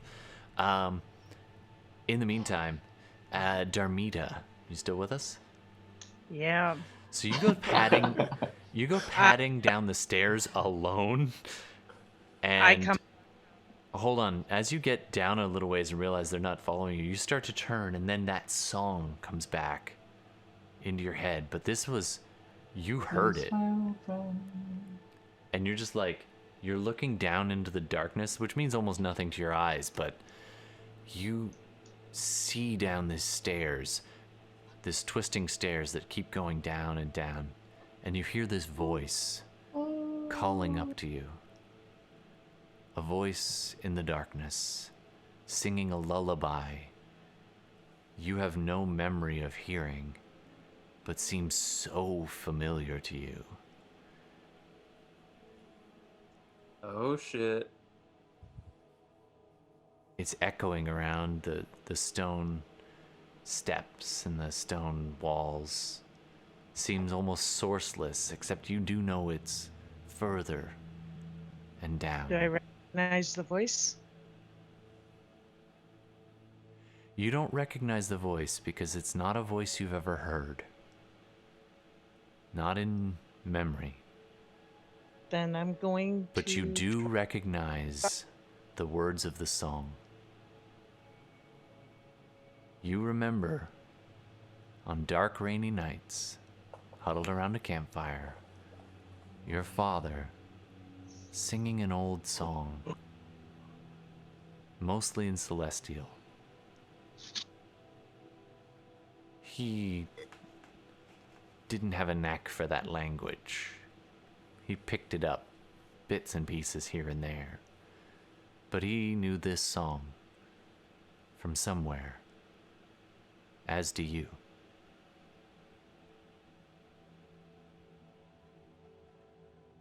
Fenris. Oh, sorry, Darmita, you wanted to do something. Yeah. I want to. I'm gonna shrug off the singing Mm-hmm. or the lullaby, and I am heading back upstairs. I get to go back to Benkuhm. I'm not leaving Benkuhm. That's fair. You turn and rush back upstairs, cursing your giant friend. How You ma- far can I? You'd gone down pretty far, so that'd be about 30 to here. And if you spend your next action, you could probably get into this room and pretty much bump into Sarah. Yeah, I'll do it. All right, you come barreling back up, brushing past Archie, who's like, are we not going down then? I'm not leaving him. All right. Fenris, what do you say to the people? As you kind of walk forward, a hush gathers around the people closest to you as others are like, no, don't forget Tommy, he was in the end. There's Using now my a heart good of 20 to 30 people in this cramped hallway, 10 foot wide, long prison hall. So I look at them in the eyes and I use my Heart of Darkness feature and I say, listen to me. The room Now falls is silent. time. Now is the time to break your shackles. Some of you, those who can fight, take up arms. We need to buy time for the others to be set free. Stand by my friend the Goliath. We will buy the others time. You need to fight though. You need to fight for your freedom. All right. Can you roll And, a persuasion check? persuasion with check? advantage? With advantage.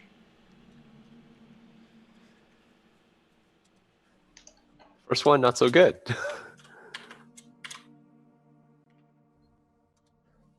18. Not too bad. Several of the bigger kind of farming lads kind of, yeah, we should. You know We what? should fight Sorry, for you know our what? freedom. I'm going to use another luck point just to see if I want the 18 or another one. Do it. I mean, really, Why you not? rolled a 10, so if you can beat a Oh, 10. 18 it is. 18 it is. 18 it is. Not Yeah. great. Let this shrimpy dude here tell us what to do. Let Shrimpy G tell us what to do. It's golden eyes. When you, and you say that back to him? Yeah, it's golden eyes. Now pick up a sword and stand by the Goliath. Several of them do take you up on that offer. Others are busy gathering family members and busy finding each other. I'd say out of the 30 or so, maybe 6 of them are definitely rallied by your speech and And begin. you need one. Block the hallway.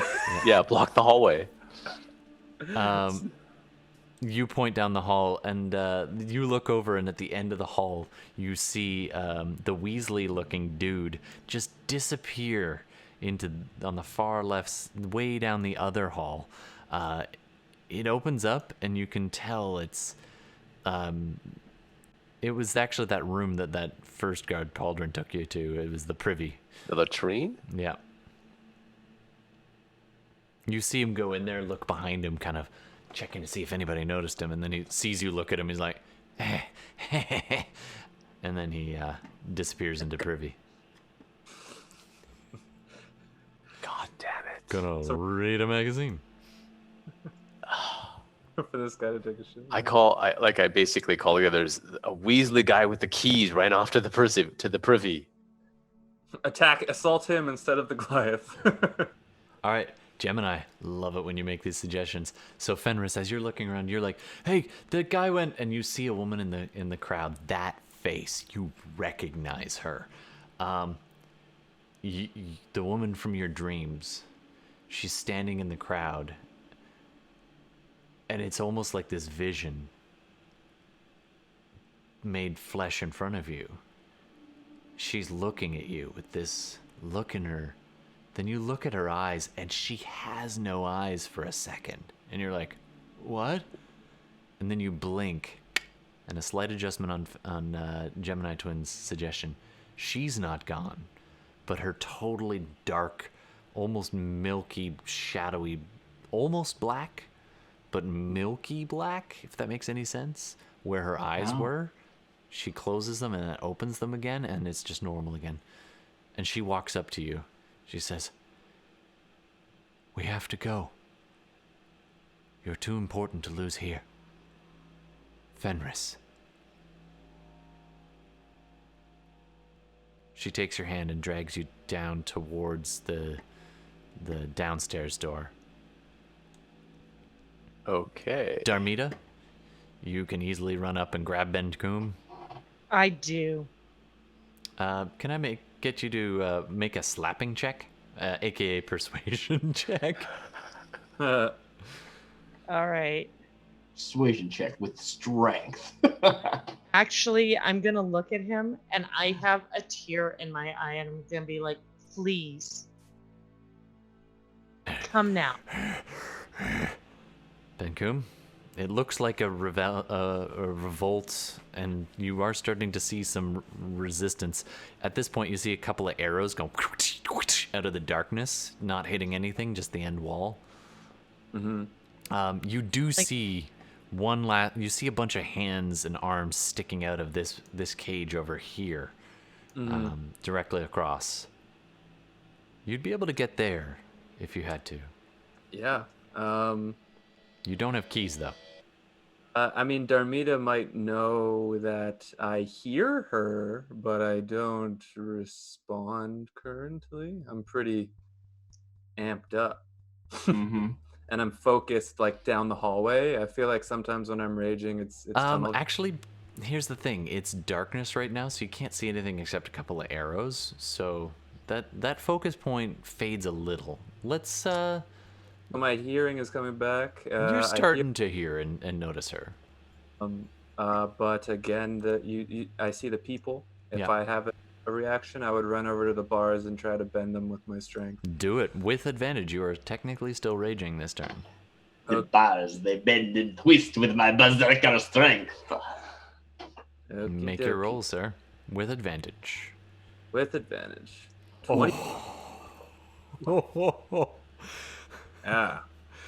That's a 19 on the dice. Jeez. You just reach up and just.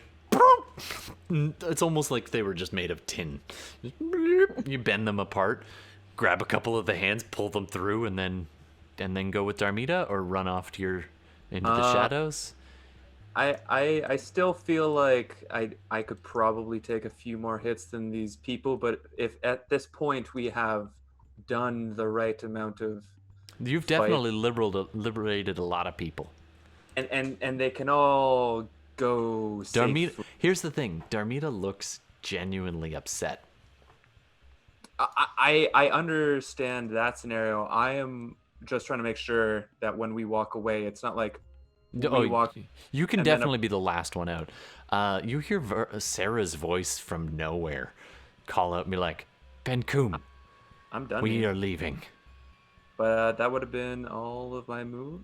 Actually, 5, 10, 15. Yeah, you got enough. All right, so I'm gonna hand wave it and say, unless anyone else needs to do anything else, you are all gonna make your way back into that room and down the Oh, wait, stairs. I was going to give one final volley. Sure, do it. Sure, go for it. Okay. Everyone else I'm not piles sure the best past you. spot to.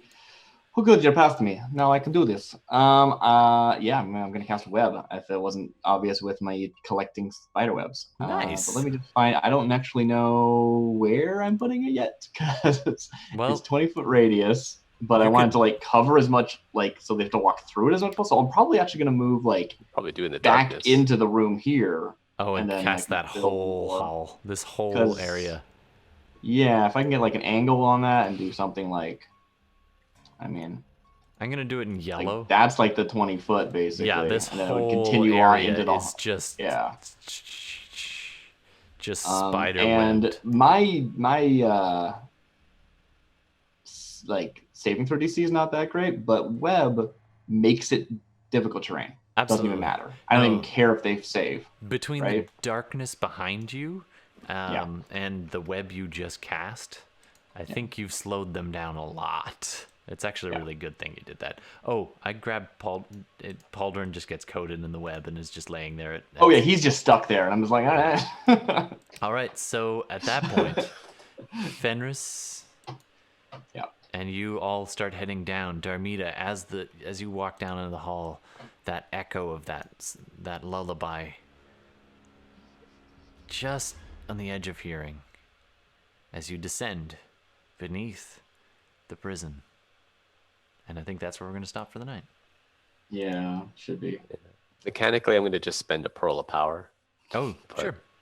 Yeah.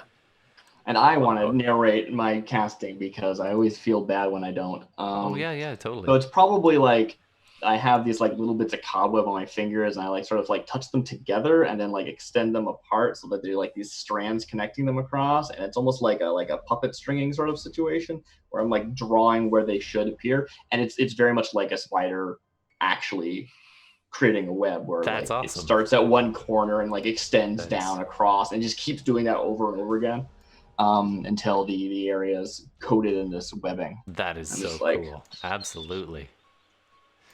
All right, so you are And busy. then I back up. Yeah. And the whole hallway just starts in just totally encased in these spider webs all the way in the door. Your feet crunch on the now cold ashes as more of the heat is drawn from this room as the rest of the party all descends. And that's where That's we're gonna another one stop. of my Underdark specific spells. Nice. Druids normally. It's weird that druids don't get web, honestly, but they don't normally. Probably should. They should. It's only sorcerer and wizard though. But Underdark magic. All right. Well, with that, we're gonna stop there. Thanks so much, Gemini, for all the suggestions. And you do have that woman if you want her to, Fenris, she will come with you. You've seen her. She's been the woman calling to you in your dreams. Yeah, we're gonna have to Yeah, talk about yeah. that. Let's do that. Lots of questions. This isn't the NPC I made, though, is it? Or is this just a woman? I think it might be the NPC you made. I might be taking Oh. her back. Oh yeah, She was you on can the have her. boat, Like right? yeah, That she was was. the, Okay, yeah, It's she was been like some time since then. She was supposed to be like a year younger. Yeah. So I'm 18. Like I'm playing 18. She's 17. So yeah, okay. Like she can come with us. Yeah, I'm absolutely. probably letting her take me out. I'm kind of weirded she's out. She's practically like, leading you. I'm like, oh, this is the woman I keep having visions about. Yeah, she takes your hand and guides you through. She was on the boat, on the folding boat, and now she's back in this prison. Something weird there. Something's going on. We'll fill that particular nugget in when we finally go back to Ambiguously Moral. In the meantime, thank you very much for living up to our questionable name. That was fun. All right, thanks very much, Gemini Twin, for listening and making all those amazing suggestions. Thanks so much to everybody else who listens and watches either live or on replay. We are SideQuests Live, and we play every week, so check us out again on Tuesday around 9:30. And shout outs to all Sometimes it's Saturday too. I don't know. Sometimes I do other stuff and other games as well. I've taken to playing Elite Dangerous, so that's always fun. Yeah, I was kind of caught some of that. It was good. All right, thanks very much again, Gemini, and all the listeners, and much love. Be safe, take care of yourselves, take care of your family, and be well. And roll some dice while you're at it. Or if you can't roll dice, jump into our games and make some suggestions. Use antibacterial soap. Boat. Soap. That was a cutback to Benkuhm in prison when he met a bigger Goliath. That was the scariest moment for him. Yeah, that's why he doesn't like prison. Yeah, we probably shouldn't have brought him here. Yeah, I feel like we re-traumatized him just a little bit. But hey, if re-traumatizing isn't what Dungeons and Dragons is for, I don't know what is. Now we only have like 50 people behind us. They can move at their own speed. We can move as fast as we want. It's just a matter of, they're not getting through that web. You know what? You may not be able to release them directly, but maybe with what you're up against at the end, maybe you can make that difference. With a bunch of commoners to HP soak, and we're good. You may have incited a rebellion, and you definitely released where you are. Yeah, I mean, presumably we'd want. I guess these release guys need to follow us. Because there's only one. Even if they don't, word can spread, right? Well, I mean, if they just get out and then just hang out here, that doesn't do anything, right? So presumably the web is actually pushed up a bit so that they could come through, I guess. I don't know. Oh, I think he retrieved his chain. Maybe not on the map, but he did retrieve his chain. No, I'm talking about my web. Oh, right? Your web, sorry. Because the way you drew it, it's covering the doorway, and if people did want to follow us, they couldn't. Yeah. Not very easily. They could, but not very easily. It's your spell. If you wanted to leave it open, they can follow. All right. Yeah. It's the idea is second time just to round drop the guards. of doing this. That's just so I'm getting some flashbacks. What I was trying to do was do a prison break, but what I was also trying to do was I was trying to get it so that we could actually disguise ourselves as Miranda and the other guy and make our way back up. Oh, nice. But that kind of went to shit. Yeah, that'd be cool. All right. Yeah. Well, you'll find out what's down below later, and it worked fine for the other guys. I think we have now because we do, but I think also Darmita has some angels always talking to her somehow, some sort of celestials. Oh, is some old man in the dark? Another old person in the dark. I have no idea who this lullaby singer is. Your dad. Well, you know that your father would sing this song. Yeah. And you have another, it sounds so familiar. It's beyond what you can remember consciously, but it's almost like remembering a smell that takes you right back to childhood. Yeah. Oh, yeah. And you're just like, what is that? My question, though, is I wasn't sure if the vibe was it was freaking me out or if it was soothing me. Like, That's I fair. couldn't. It is definitely spooky circumstances, and it seems it seemed off kilter. It seemed a little bit like taking a song and then playing it in the minor key. It's got an edge of ominousness to it. Okay, my words are starting to fall apart, and it's like 1 o'clock. So, ominicitation, ominitousness. Made it up. Nice. It's ominous. It's Hurry. Good night, all. And thanks very much. Keep the Cthulhu stuff coming there, Gemini. We'll see you guys in a week, or before if you want to check out the rest of our channel and the rest of the things we do. All right. Go Squid. Good night, guys. Good night, guys. Good job. Night. Great, great DMing. It's the ghost of an Audiog. Oh, before we go, who wants to make a suggestion for tonight's title, either players or in chat? If this is going to agree with us. It hates when I go to this page, apparently.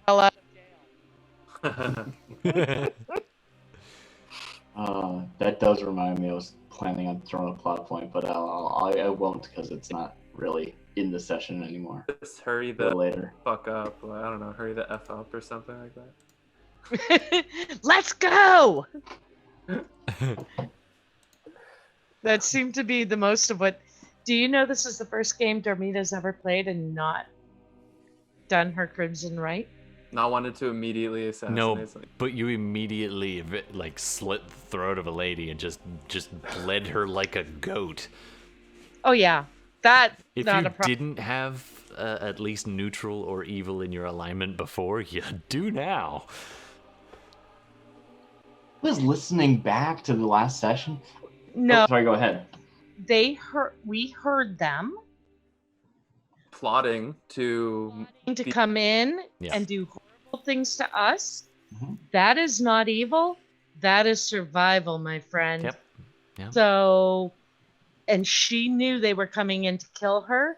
She's a Or- hunter. That's what hunters That's- have to do, right? And so, yeah, I don't think that would be an alignment change whatsoever.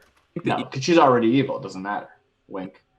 I think with Fenris's fireball, like, because DM can always argue, like, oh, those were good guards just doing their jobs, and I'm like, well, Oh, when you roasted poor Pauldron, I was like, I saw it, I rolled, and I was like, he just failed his save. Oh yeah, he's in trouble. And then I wrote in my boy. notes, I'm like, Pauldron is dead. I wrote that down. And actually, the boy. only reason I brought him back is because you spent the flop point to be like, give him a chance to survive. But yeah, like in my notes, I literally wrote, like, Pauldron is dead, roasted in a fireball. It's right there. I had to kind of stay in character, right? Like I didn't have a reason to, Yeah. a real reason to like, oh, this is a nice guy. yeah, No. All I know is that there's a bunch of guards in this, and another. Yeah, and I want you to act that way, right? Like, just. As far as we I think that's good. Well, another thing that really tipped me off too was we were walking by like farmers, like they Yeah. straight up just kidnapped villages of people. Like Yeah. Yeah. this whole sinister, this is all like private prison type shit. So yeah. the guards coming in, I was like, you guys arrest like people for living, man. Like I'll call. Yeah, like even Pauldron, you might be a nice guy and trying to do some good, but at the same time, He's still enabling. yeah. I was only following orders, right? Yeah. Todd, does this guy when he went to the washroom, does he climbing out of the shithole? That's his plan. Yeah. Nice. Yeah, I like that. I was like, he has to have an escape plan. Like, Oh like yeah, I- he's a skeezy dude. I kind of hope we see him again. he's Throw- Sorry, the audio's cutting in and out when you guys are competing like that. Just one quick little side note. Gemini suggested crawling further into the dark, or buy one fireball, get one free. I think I know what it is. Thanks, Gemini. Oh, I'm so going with number 2. a BOGO. But yep. What was that? Oh my god. Buy one, get one free Rock off. fireball. Buy one, get one free fireball. Thank- Fuck it off. Because that Yeah. was a good laugh. That was fun. All right. Buy one, get one free fireball. Buy one fireball, get one free. Love it. All right. That is our title. That is our show. Thanks very much, everybody. I need to sleep because I got to work in the morning. Yeah. So, Dude, thanks have a very good night, much. guys. Bye. Yeah. I notice about midnight is when I start yawning heavy. Yeah. Good All night. right. Night, y'all. Night, everybody. Thanks Yeah. for watching, and we'll see you in a week. You've Or been listening sooner. to SideQuests Live. Thanks so much Bye. for tuning in. We Oh. try to record all of our games as much as possible, whether that's Dungeons and Dragons or Shadowrun or another tabletop role-playing game. Just a quick side note about all the licenses and copyrights involved. Our music is all Creative Commons attribution music on our live stream video feed or YouTube replay or Twitch VOD. We always attribute each individual artist, so be sure to check out those individual artist attributions. Lots of love to so many people who make their work available so that we can do what we do. So thank you. It influences our game. It makes it immeasurably better. So much appreciation for them. Let's not forget the makers of the games. Dungeons and Dragons is copywritten by Wizards of the Coast. They own it. They make it available to all of us to play, and it's wonderful. We are in no way affiliated with them, and nor do they endorse this podcast, but we are very appreciative. The other game we often play is Shadowrun, which is Catalyst Games. And again, we are not affiliated with them and they do not endorse us, but we really appreciate their game and we hope you appreciate our game. Thanks so much for tuning in. Don't forget to check us out on Instagram and Twitch and YouTube and watch for those live games once we're streaming them out. And of course, we do accept suggestions for names, so please hit us up on Instagram and name our stuff. All right, thanks so much. I'm Todd, and this has been SideQuests Live. We'll see you again soon.